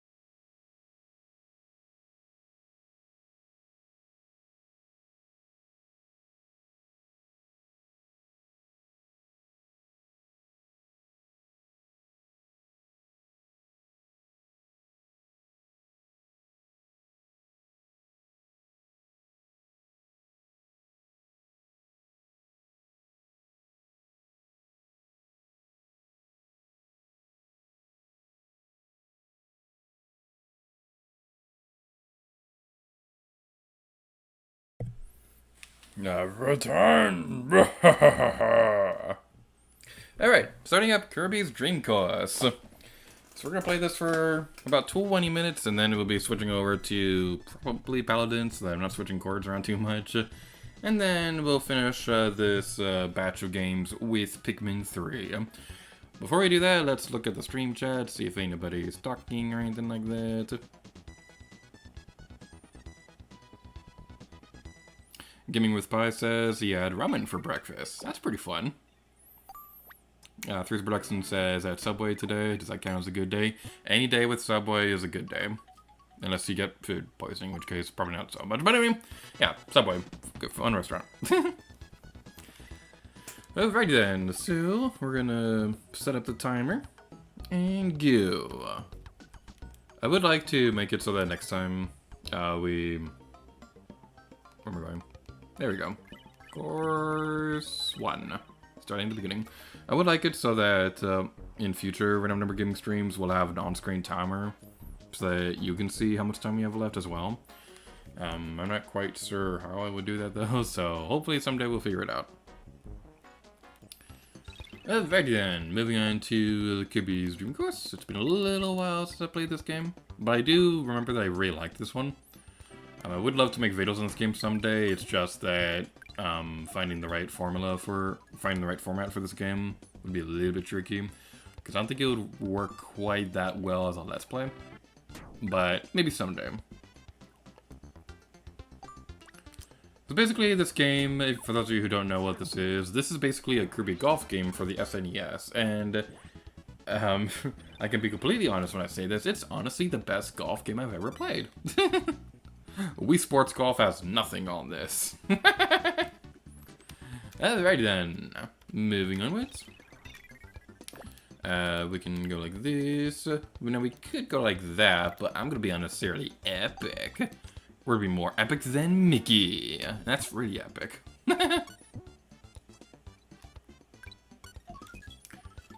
Alrighty then. So...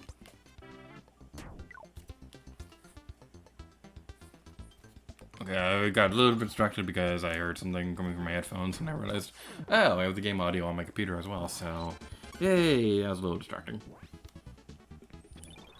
But anyway, moving on to the next one. This is probably why I haven't Let's Played this game yet, because my commentary so far has been, let's do this, let's move on to the next one. I gotta get better at commentary in this game. That was pretty sweet.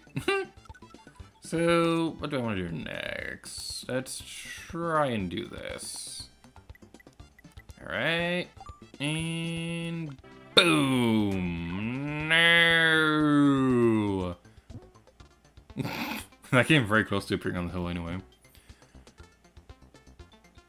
We could technically rewind it, but that's cheating. It is usually frowned upon in most tournaments. Come on! That was so close. They almost landed right in the thing. Baby noise is in the background again. Muting microphone.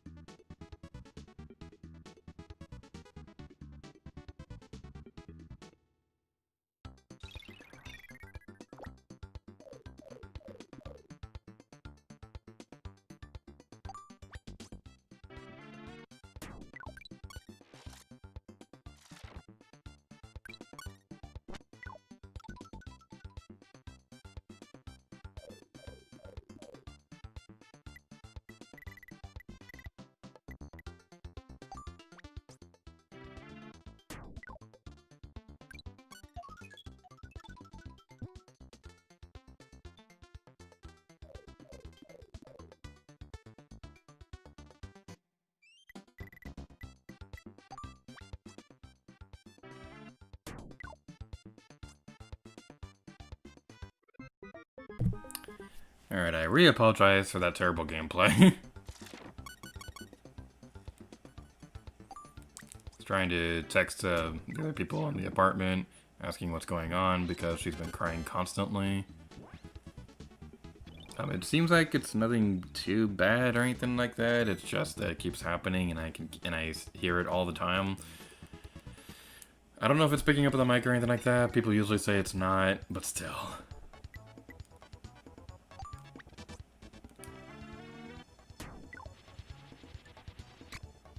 That was way too powerful. Whoops, that's not what we wanted to do. We got a game over on a Kirby game? Wow, I really suck at this game.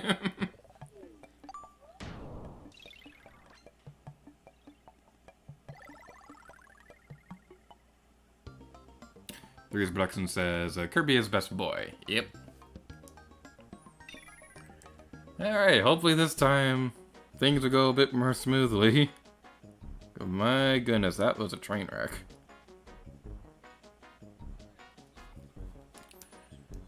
Alrighty then.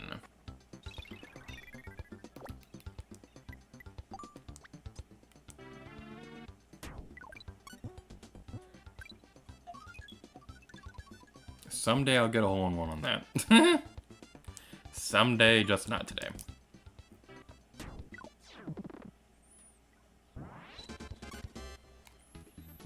So I remember when I was reading about the development of this game, this was supposed to be like some new IP or something like that, but they reskinned it to a Kirby game at the last minute, which makes sense. Kirby was a popular series, so it makes sense that you'd want to use the character to make the game more popular.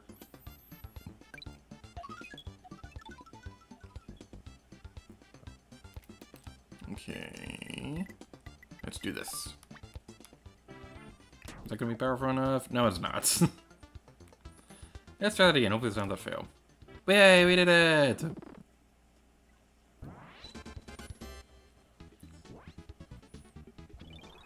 So my current mindset for this batch of games is that if Paladins finishes downloading before this game is over, that's the next one we're gonna play. I'm hoping that's the case because it's kind of a pain to switch around the chords for the stream. So hopefully it's not too much of a problem. But if Paladins isn't done downloading yet, or if it's just going to take too much longer, then yeah, we'll switch over to Pikmin 3 and make Paladins the third game in the segment. Actually, you know what? I'm not going to do that because last time I tried making it bounce, it did not go out well at all.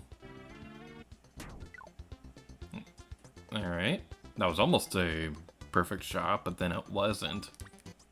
There we go. We did it! Yeah, we did it. We did it. Oh yeah, yeah, yeah. No eating here tonight. Ooh, no eating here tonight. Ooh, no eating here tonight. We're on a diet. So we're making a lot of Finding Nemo references in the stream. We'll warp over there. Don't go into the Gordo! You went into the Gordo. Alrighty then. Let's do this.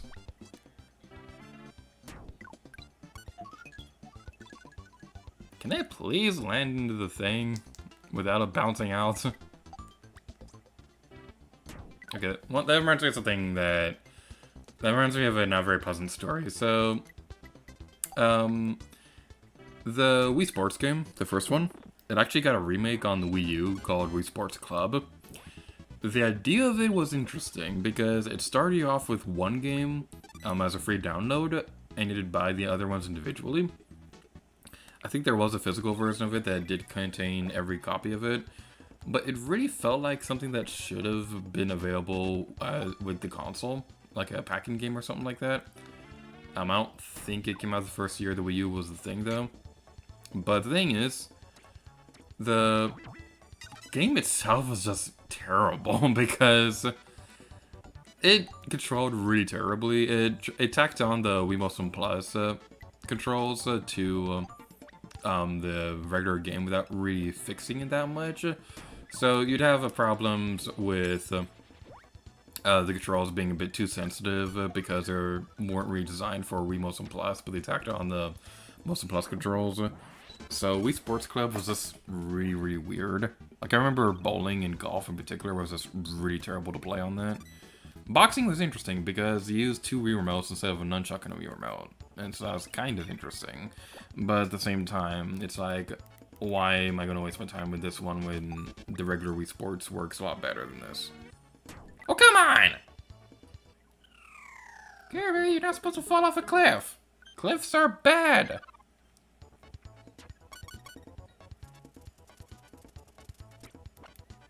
Okay, do we even need to... I don't think we need to go to that warp. Let's do the time warp again. Alright. Nah, it didn't work. Okay. Well, let's try this instead. Let's try using the super handy-dandy powers of the Paracel. So this is a big gameplay gimmick with Kirby Dream Course is that... that was so close! Come on! This is basically the big gameplay gimmick with Kirby's Dream Course is that it's golf, but you can use Kirby abilities. So you're able to use the Paracel to gradually glide downwards to land in the hole and things like that. The UFO ability is way too overpowered in this game. So that's something that's also worth mentioning as well. We also saw the bouncing ability as well. That's pretty fun. Don't know why I used the Parasol right there. Okay, let's go this. Maximum power! That didn't work.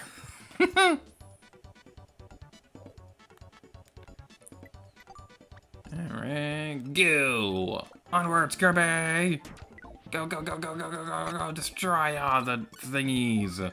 Destroy them all in cold blood! Make this an M-rated game! The thing about Kirby is that... and I'm taking these words directly from Todd Conroy from his Kirby Trip Deluxe Let's Play, is that Kirby would be a very gruesome game if it wasn't for the cutesy art style. Because think about it. You eat everything in sight. Like, well, Kirby just died right there. That's not very good. Like, you eat everything in sight. It's like, when you really think about it, this game would be morbid if it had a realistic art style. Get out of the water, Kirby! Didn't you see Jaws? Get out of the water! Oh my goodness. Maximum power! There we go! Trace Productions is asking what's my favorite Wii Sports game thingy.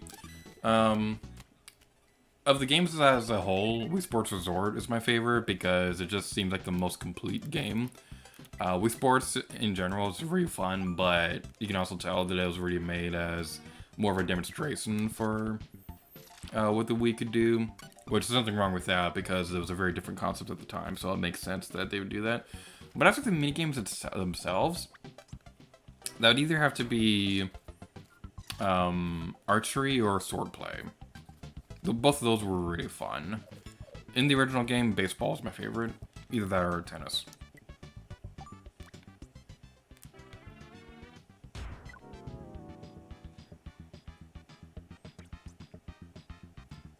Okay. That would have been so cool, but we didn't make it, so it wasn't cool at all. And we did it! Yay! How much time do we have left in the segment? We have 6 minutes left on Kirby's Dream Course, and my phone is almost dead. That's not good.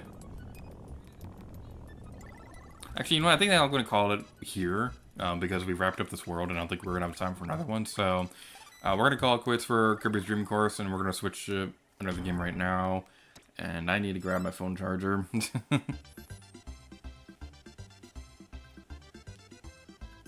Alright, so if anybody's in the chat right now, I do apologize. I can't read it right now because my phone's dead and I need to charge it real quick.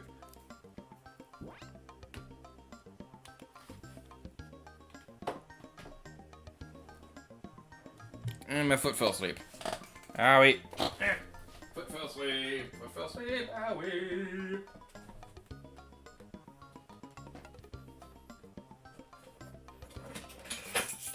Ow!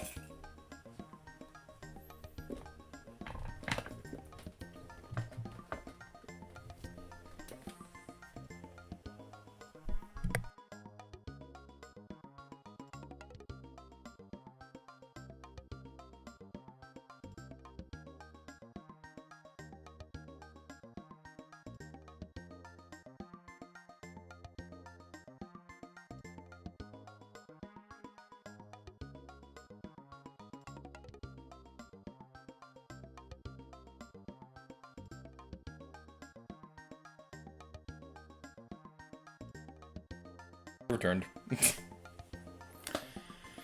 Alright. How long is this gonna take? It's at 80% now. Hurry up, Paladins! How long do you take to download?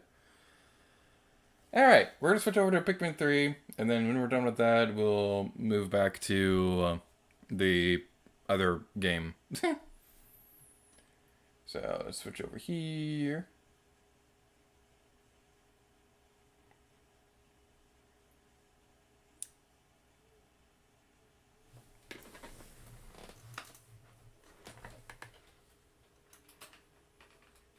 So while you get this game set up, I have a very important question for the good people of the chat.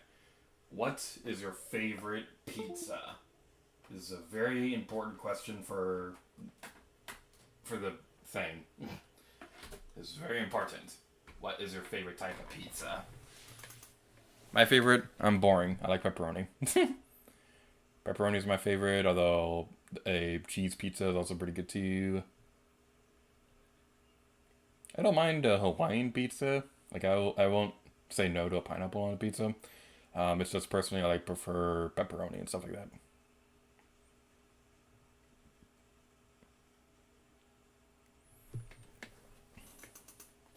Alrighty then. Now we're going to switch over to the Wii U gameplay footage thingy and turn off Splatoon. Sorry, Splatoon. Thankfully, I don't have to do too much effort to switch these games because this is one of the very few... Yeah, squeaky chair. This is one of the very few Wii U games that I have digitally. So let's play Pikmin 3.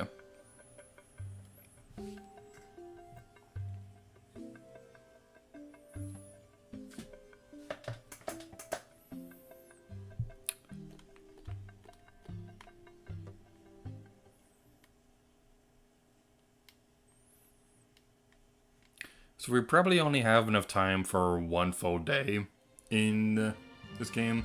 I don't want to do mission mode because I don't really care that much for that mode.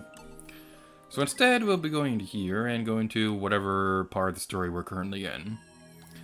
Day 14, okay. We'll start the timer once we get into the actual level itself.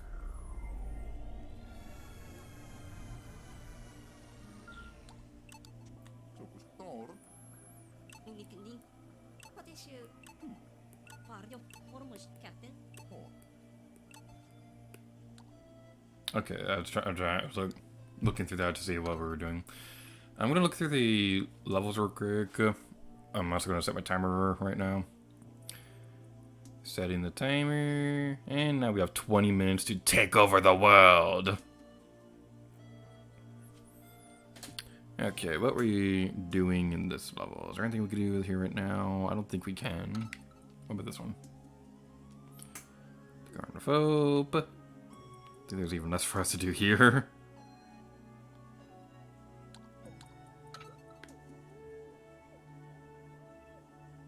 Yeah, there's stuff we could do in the distant tundra. Okay, the word tundra, I gotta say, it always throws me off whenever they name a region in a game tundra, because they use this word a lot. So I always get mixed up whenever I'm trying to talk about something like this. Like, for example, Pokemon Sword and Shield, I was trying to talk about that on Twitter the other day, and I was getting mixed up because I couldn't remember if it was called the Winter Tundra, like Inspired to Ripto's Rage, or if it's called the Distant Tundra, like in Pikmin 3. I couldn't remember what kind of tundra it was. Alright, so for those of you who don't know anything about the Pikmin series, these are basically real-time strategy games where the big idea is that you're controlling a large group of characters at once. So you have different captains right here, and we have the different types of Pikmin. Each one is going to be strong against a specific hazard. Yellow Pikmin are immune to electricity, rock Pikmin can break fragile objects, red are fireproof, the pink ones can fly. There's another type we don't have yet on the save file, which is the blue Pikmin. That one can go in water. There are 3 other types of Pikmin that don't make an appearance in the story mode, although 2 of them make an appearance in the mission mode. So the Pikmin that aren't in this game, there's a purple and a white one. Purple Pikmin, they are really, really strong and heavy and things like that, but they're also really slow. They have the strength of 10 Pikmin. And the white Pikmin can see underground, and they can... I think they dig faster. That's either the white or the yellow Pikmin. But the white Pikmin are also useful because when you fight one of those... When an enemy eats one of those... I cannot talk right now! My goodness, I am sorry. My goodness, that is a train wreck of a speech. What I was trying to say was that the... white Pikmin, when an enemy eats them, they'll get poisoned and stuff. There's another type in Pikmin 2 called a Bulbmin, which is basically like an enemy that's infected by a Pikmin, although it only works with bulb orbs. That was a cool one, but it's only in Pikmin 2. It doesn't even appear in Hey Pikmin or anything like that. Actually, now that I think about it, do any other Pikmin types outside of the 5 in this game, do they appear in Hey Pikmin? I don't...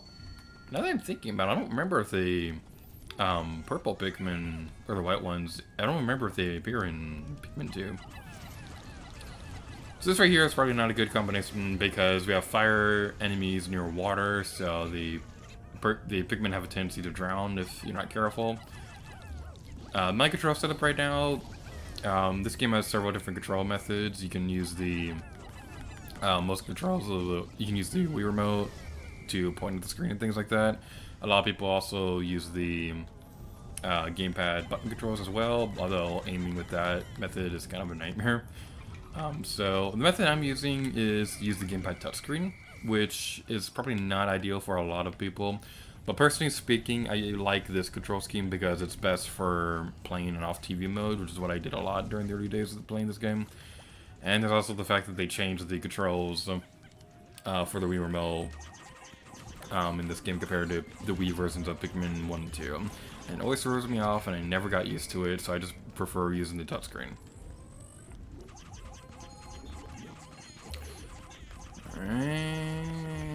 Alright, get away from you, get away from that. Okay, not a good spot, not a good spot, not a good spot. So yeah, there's a lot of tough enemies in this area. No! We lost some Pikmin! No! Die, die, die!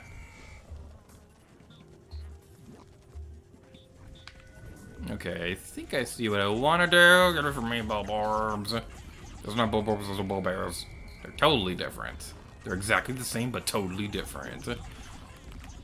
Alright, so one strategy that you can do is that you can toss the Pikmin at the enemy's eyeballs. That will stun them briefly, although Bulbears are not... are pretty intolerant to that, although they will still take damage.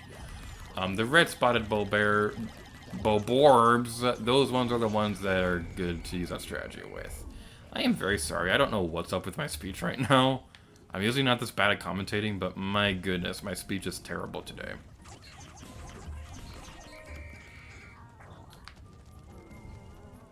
These bomb rocks would have been very useful, but we didn't use any of them. We can, however... first of all, we can destroy this glass wall with the rock Pikmin.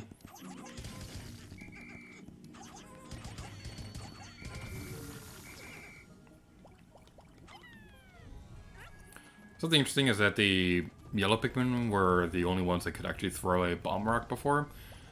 In this game, any Pikmin can throw a bomb rock, but in the first game, only the yellow ones could do that. The reason why they did that was because there were originally going to be electrical hazards in the first Pikmin game, but Miyamoto decided against it. So to help make the yellow Pikmin more useful, they made it so they were the only ones that can carry a bomb rock. So this right here is honestly really stupid. So the secret files that have numbers on them, the number itself is always different every playthrough. And the thing is, when what their use is words. Words are difficult to speak. I am very sorry. I don't know what is up with my speech today. I'm not this bad of a commentator. What is up with me today? So, what I was trying to say was that what those number file things are for is that they can be used to look up a special video that's only accessible through Wii U exclusive internet browser website thing. It's really, really stupid, but that's just what it's for.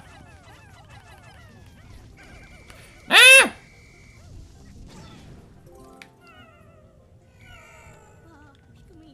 Well, that's one way to... that's one way to pick up a fruit. How much do we need? We need 10 for that.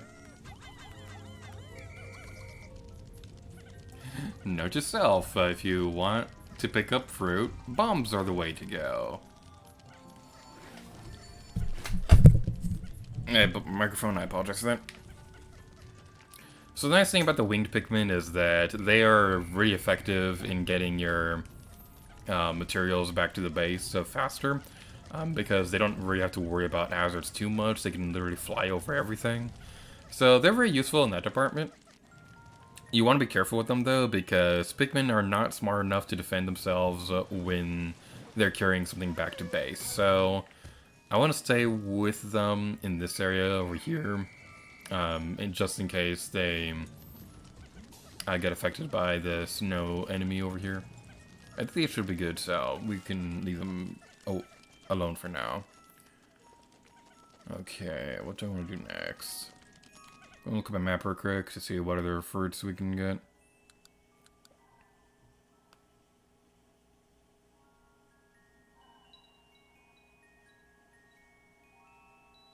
Okay, I think I want to know what to do. When we go back to base, we're gonna get some more Pikmin. Alright, look in the chat real quick. Three's Production says, that's so scary. The meatball eat the Pikmin. All shall fear the meatballs.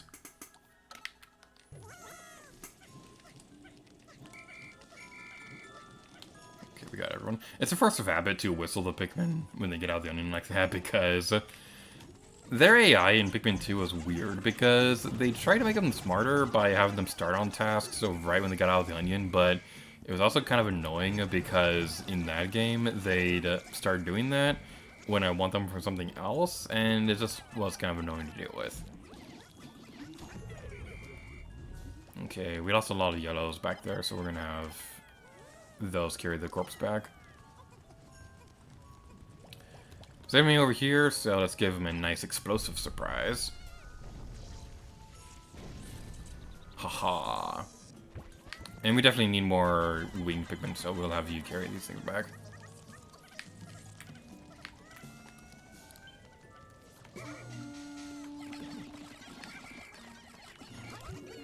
So this next fruit that I want to get over here, what we want to do is that, well, first of all, there's a thing over there. Are you kidding me? Oh, never mind. Looks like they're smart enough to defend themselves for once, so yay! Unfortunately, some of them still got buried anyway. These are snitch bugs. They kind of suck. Snitch bugs are honestly not that fun of an enemy to deal with. They don't kill your Pikmin or anything like that. They just bury them, and they're kind of a pain in the butt to deal with. Okay, we got you. Alright, so I don't want to use all the Pikmin on this thing. Yeah, whatever, we'll just charge it anyway.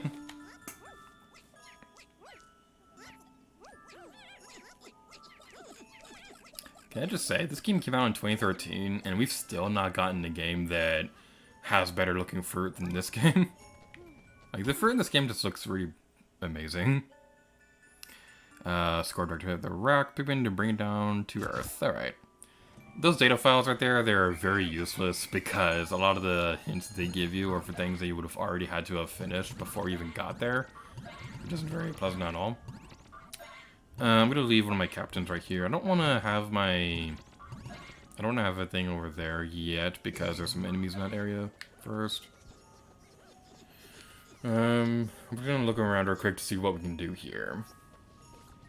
The Pikmin will automatically start going back to the area where they found those grapes at. So that's worth mentioning. This right here always drives me crazy because it looks like we can climb up here, but we can't, and it's stupid.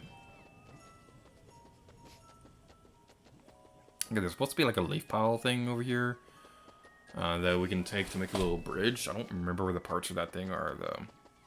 So we're gonna look around real quick, and I don't know why I'm wasting my time looking around. We can have the handy-dandy powers of the map. We have the map, we got the map, we got the map! I don't think that's a thing that we can use.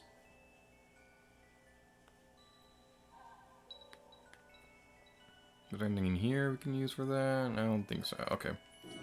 I never remember where the parts of that are.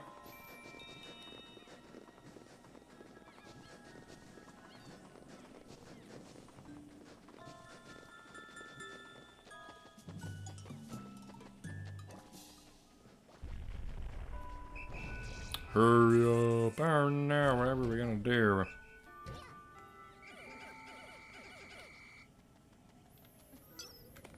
Yeah, so now's the time to gather up all your Pikmin and finish any tasks that need to be finished right now. I think most of the rest of the Pikmin are back at base. There's only 4 of them that are not in base right now.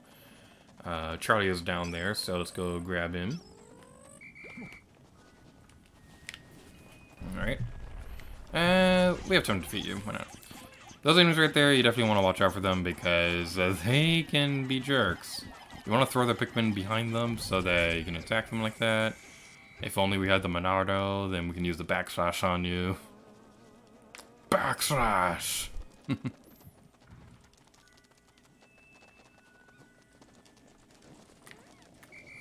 Okay. So where are the ones that we're missing?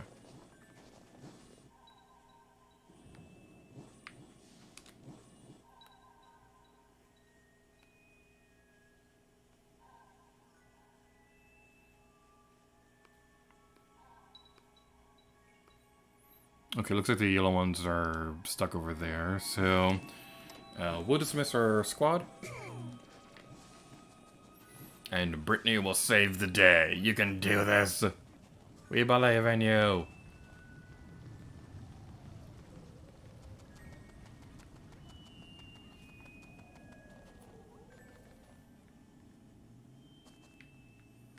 How in the world did you get up there?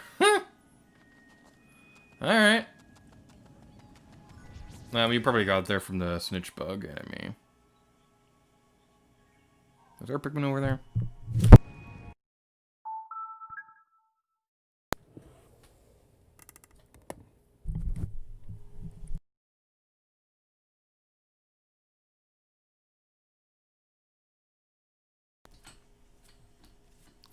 I am very sorry about that. I bumped my mic. Thud. This is like the worst stream that I've had in a long time. I'm sorry. There's just so much that's going wrong with this.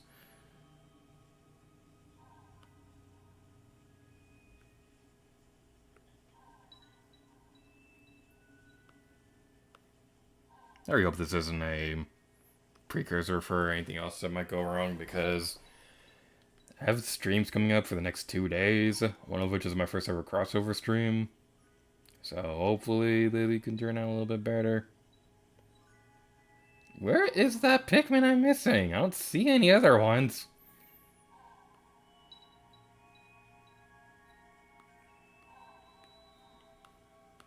It says that I'm missing a rock Pikmin, but I don't see one anywhere.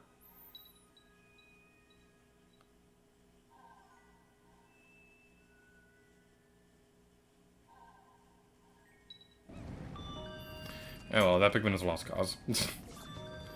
We've tried. We tried. I couldn't find it anywhere. Let's just end off this horrible day forever. It's gonna forever bother me that we haven't found it, but I honestly don't care at this point. Alright. Three's Production says, nah, don't worry, we're just chilling. Thank you for that. I do apologize if the quality of the stream isn't as good as it could be, because we're having a lot of problems with me not talking that smoothly, or baby niece making background noises like every other second. Alright, I think that's enough for Pikmin 3. I think we're at the 20-minute mark right now, so we'll move over into Paladins for a moment.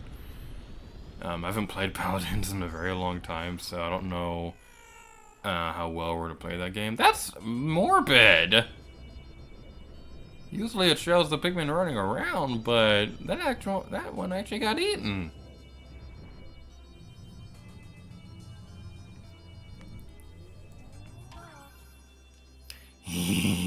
New fruit! Yeah!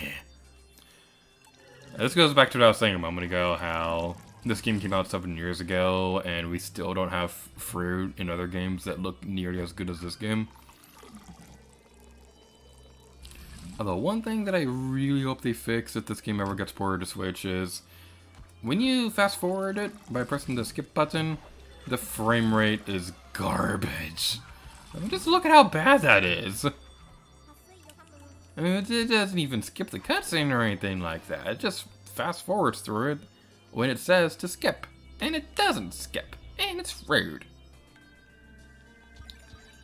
Alright, not the best performance, but it was still a fun time. I really like Pikmin 3. The Pikmin games in general are just really fun. I always love these games. I haven't Let's Played Pikmin 2 yet. Maybe someday. I'm not quite sure. A moment of silence for the Pikmin we lost today. Okay, that's enough. Losing soldiers is something you never quite get used to, but it's our responsibility to go on, and go on we shall. So one common misconception about this game is that the last captain that you're controlling is the one that makes the speech at the end of the day. That's actually not the case. We literally just saw proof right there, because Brittany was the last one we were controlling, but it was Charlie who did the speech at the end. So, if for whatever reason Paladins is still not downloaded, then we're just going to call it quits for that game, and we'll generate 3 other games.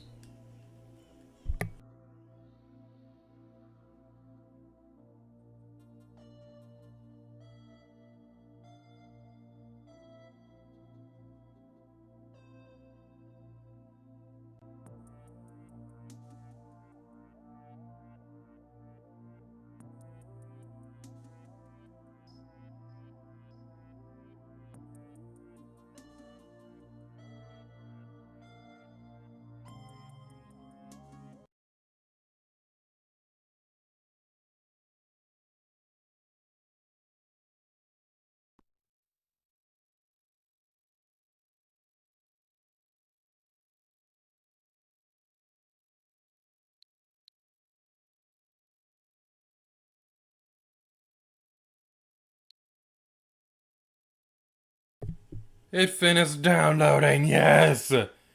We can play Paladins! I haven't played this in a very long time, so it's gonna be a train wreck. Let's do it. Alright, so this is gonna be an interesting experience. So after this game, we're gonna go on to intermission for about 10 minutes or so, because I am starving and I want to go get something to eat. So we're going on break for a little bit after this game.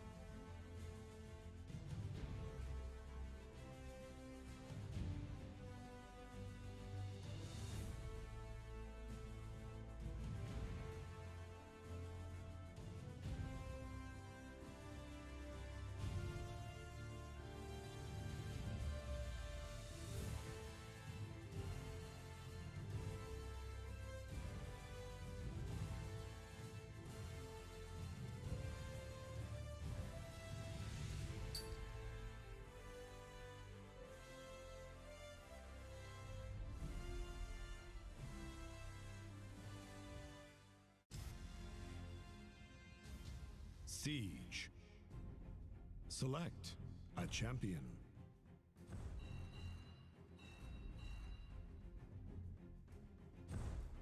Customize your champion.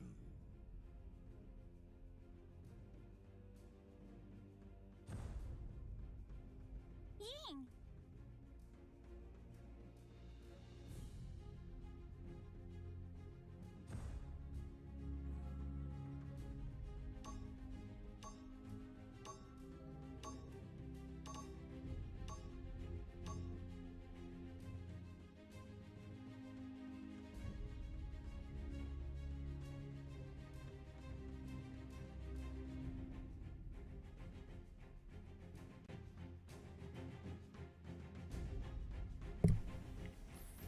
Alright, and I'm back. Sorry about that. Why always sitting around when our friends are in trouble? So, Tears Production says, now I want fruit, epic music. Yeah, Paladins has some pretty great music.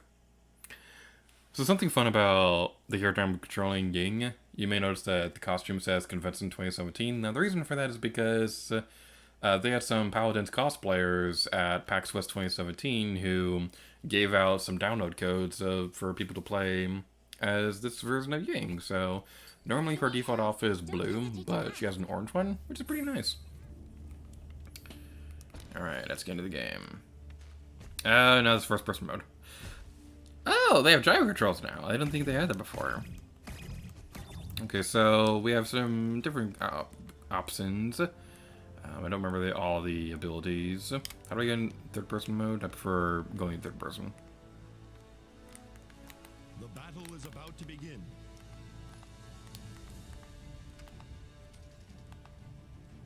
How do I get out of this? There we go.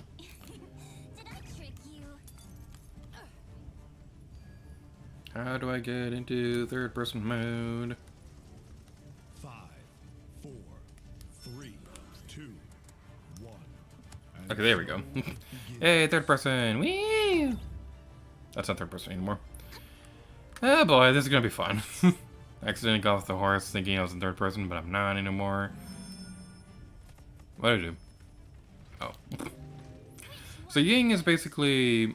The big gameplay gimmick with her is that she can teleport around the battlefield and things like that. She's a very fragile character, so she's probably not the one to have on the front lines, because she doesn't have a lot of HP. But she can cast illusions and things like that to kind of trick people, like the R button, for example. That button lets you teleport back to where you were standing a few seconds ago.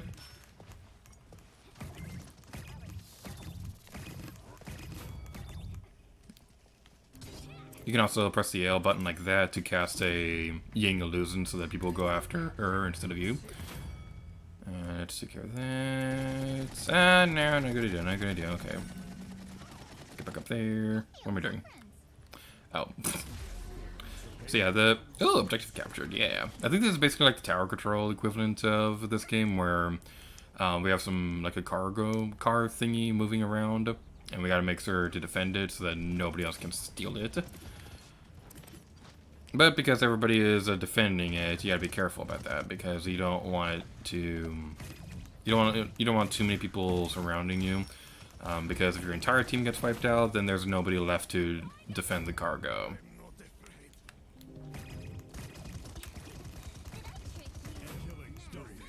Wow, we took you out really easily. Alrighty then. I really wish I was in the third person mode, but unfortunately I'm not. I know there are a lot of people out there who probably would prefer first person, but I'm just not one of those people. I cannot play first person. Oh, no, am I dead? Am I dead? I don't want to be dead. No, I'm dead now. No, it's not nice. Being dead is not pleasant. And now I'm on a pony.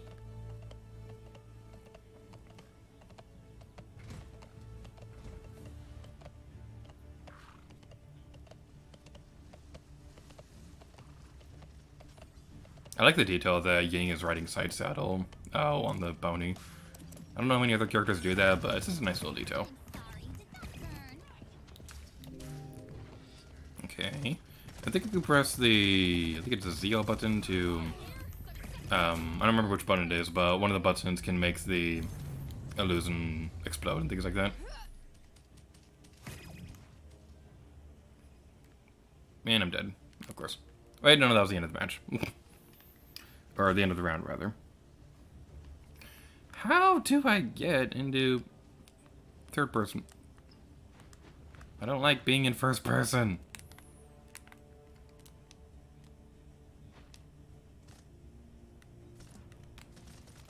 Point spawning in 15 seconds.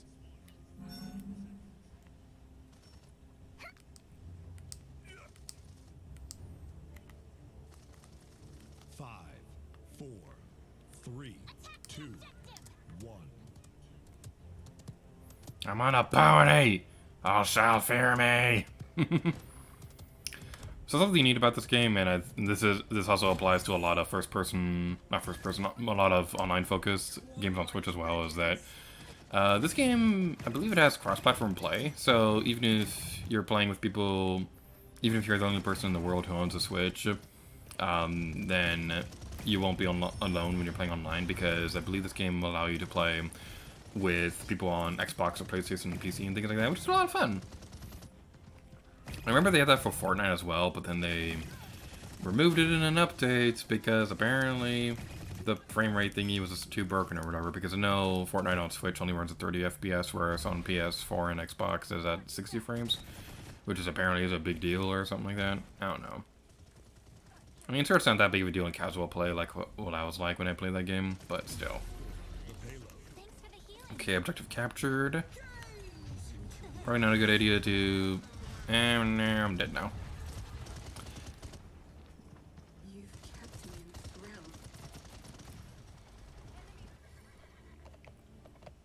Okay, it's really bothering me that I can't figure out how to get into third person. Do they remember that in an update? I don't think they would, because that would be kind of dumb.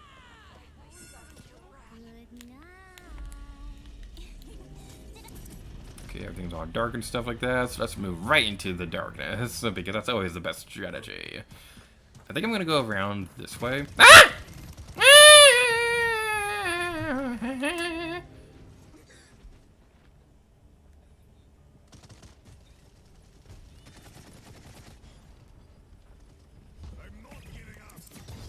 Okay, no. Yeah, we did it.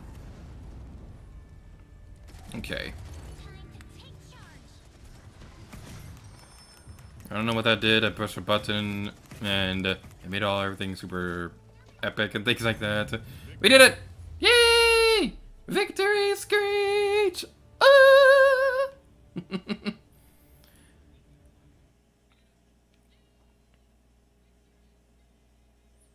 Alright, that was pretty fun.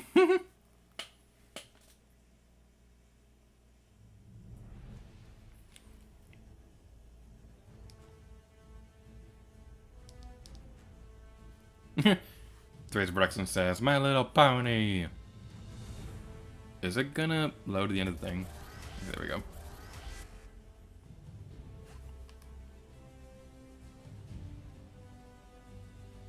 Okay, I'm gonna look up how to go into third person.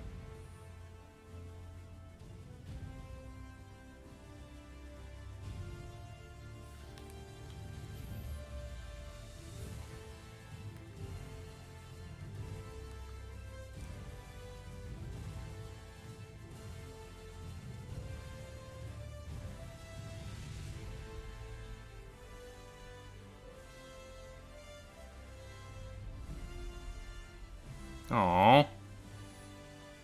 Looks like they removed third-person mode in Paladins. That's dumb. That's really, really dumb. Hey, well. Okay, what do I do now?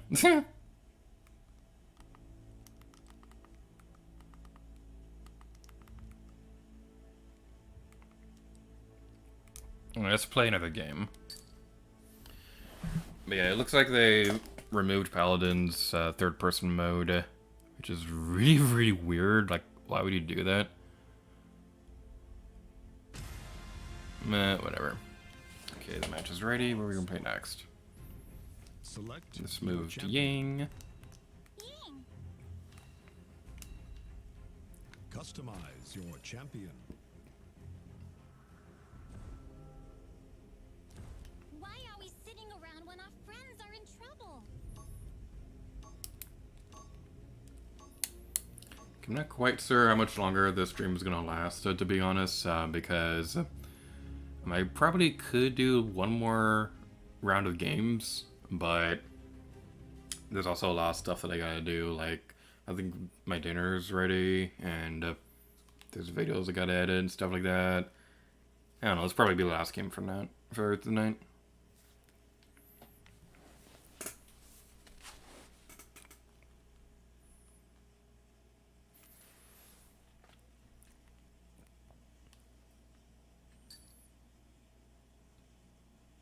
I promised not to flee. I don't think I've ever been on this stage before. Okay. This is gonna be interesting. I've never been here. Alright. Yeah, so they finally added gyro controls into Paladins, but then they removed third-person mode, which is really stupid. I always like doing this at the beginning of the match, where you just jump around and have fun like this. This is always really fun. Which one's which?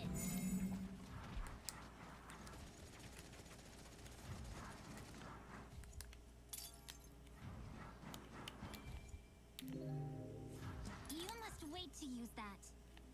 5, 4, Okay, that's what it does. Okay, so 2, I was trying to say a little while ago, was that the ZL buttons, when you have that cast out, that will make the illusion versions of Ying, they'll make them all like explode and things like that, which is pretty fun. I'm sorry. Did that enemy double kill. That was a terrible use of that. I was trying to use the illusions to take care of those people, but that didn't work as well as I had hoped.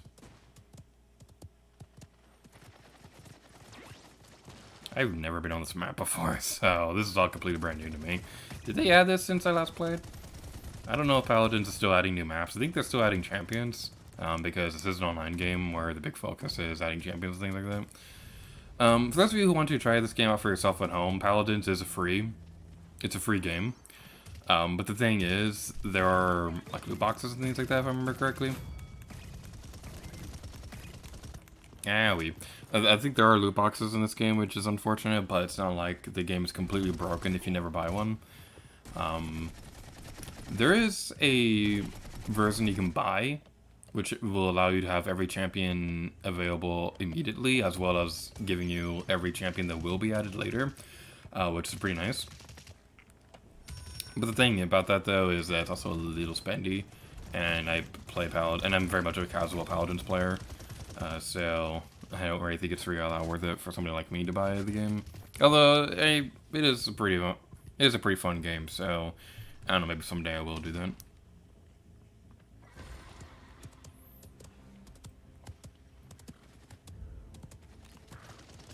This is a very nice stage, by the way. I like how everything's like a pirate ship and things like that. So this is basically like Splatoon or something like that. That's the impression that I'm getting.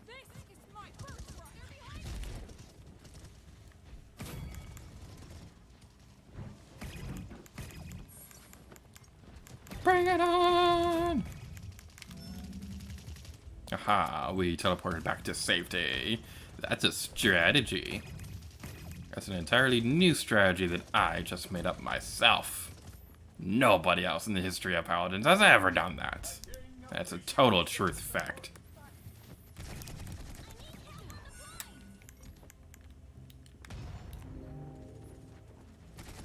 I think this mode basically seems like it's this game's equivalent of Splatoon.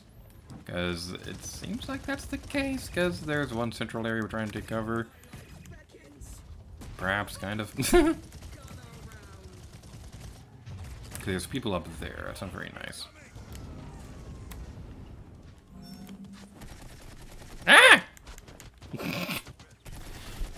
Teleporting right where the enemy was, and then trying to attack them like that, not a good idea. Hey, well, I think we're still in the lead. Probably, hopefully, sort of, kind of. If there's anybody out there who's like super into Paladins, I really apologize for my cringy gameplay.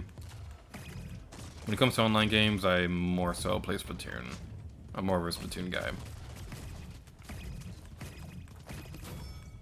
Okay, we got you.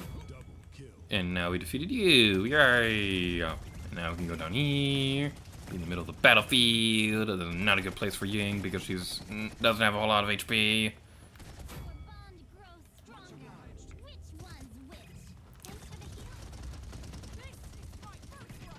I think when you have the illusion cast out as well, I think they'll also heal nearby teammates. I remember reading something about that, although I don't remember off the top of my head if that's entirely true.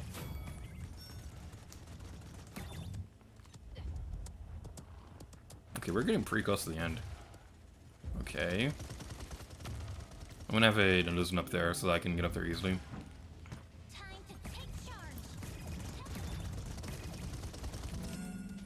Haha. Where am I? Oh, hello. You're a bad guy. And now you're defeated!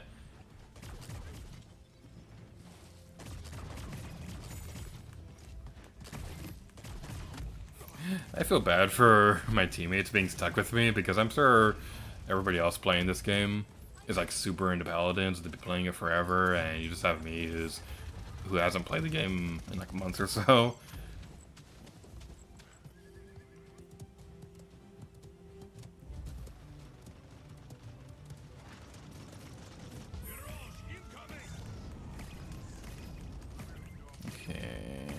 Come on. Reduced healing, that's not a good thing. I don't like it when my healing is reduced.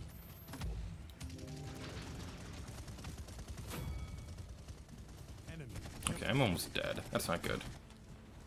And I'm healing now. Yay! I like it when I heal. Ah, no, I don't like it when I'm getting attacked. Not a good thing at all. Die, die, die, die, die. Yay!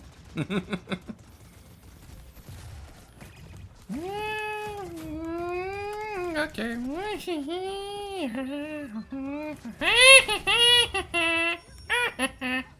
Yeah! I'm gonna say replay.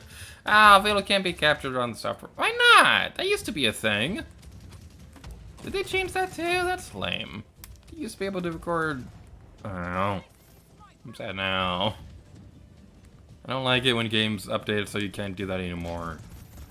You probably do that for frame rate issues or whatever, but still, come on.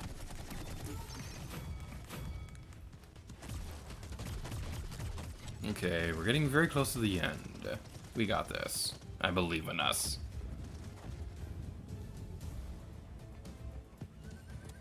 Okay, 5, 4, 3, 2, 1. Yes! Victory screech! Oh! And we did the thing. All right, so how much time do we have left on Paladins? We're pretty much at the end now. All right, so that was a lot of fun. I hadn't played this game in a while, but it was nice to be reminded why I liked this game in the first place. I'm not good at this game, so I'm honestly surprised that we won both matches. But that was a lot of fun. That's what I really like about Random Number Gaming, is that it gives me a chance to play through games I haven't played through in a very long time, and remind me why I like those games in the first place. So yeah, I had a lot of fun with this. I think that's going to be it for today's stream, though. We probably could go on for one more round, but like I said a moment ago, I have things I gotta do. So that's where we're going to be calling it for today.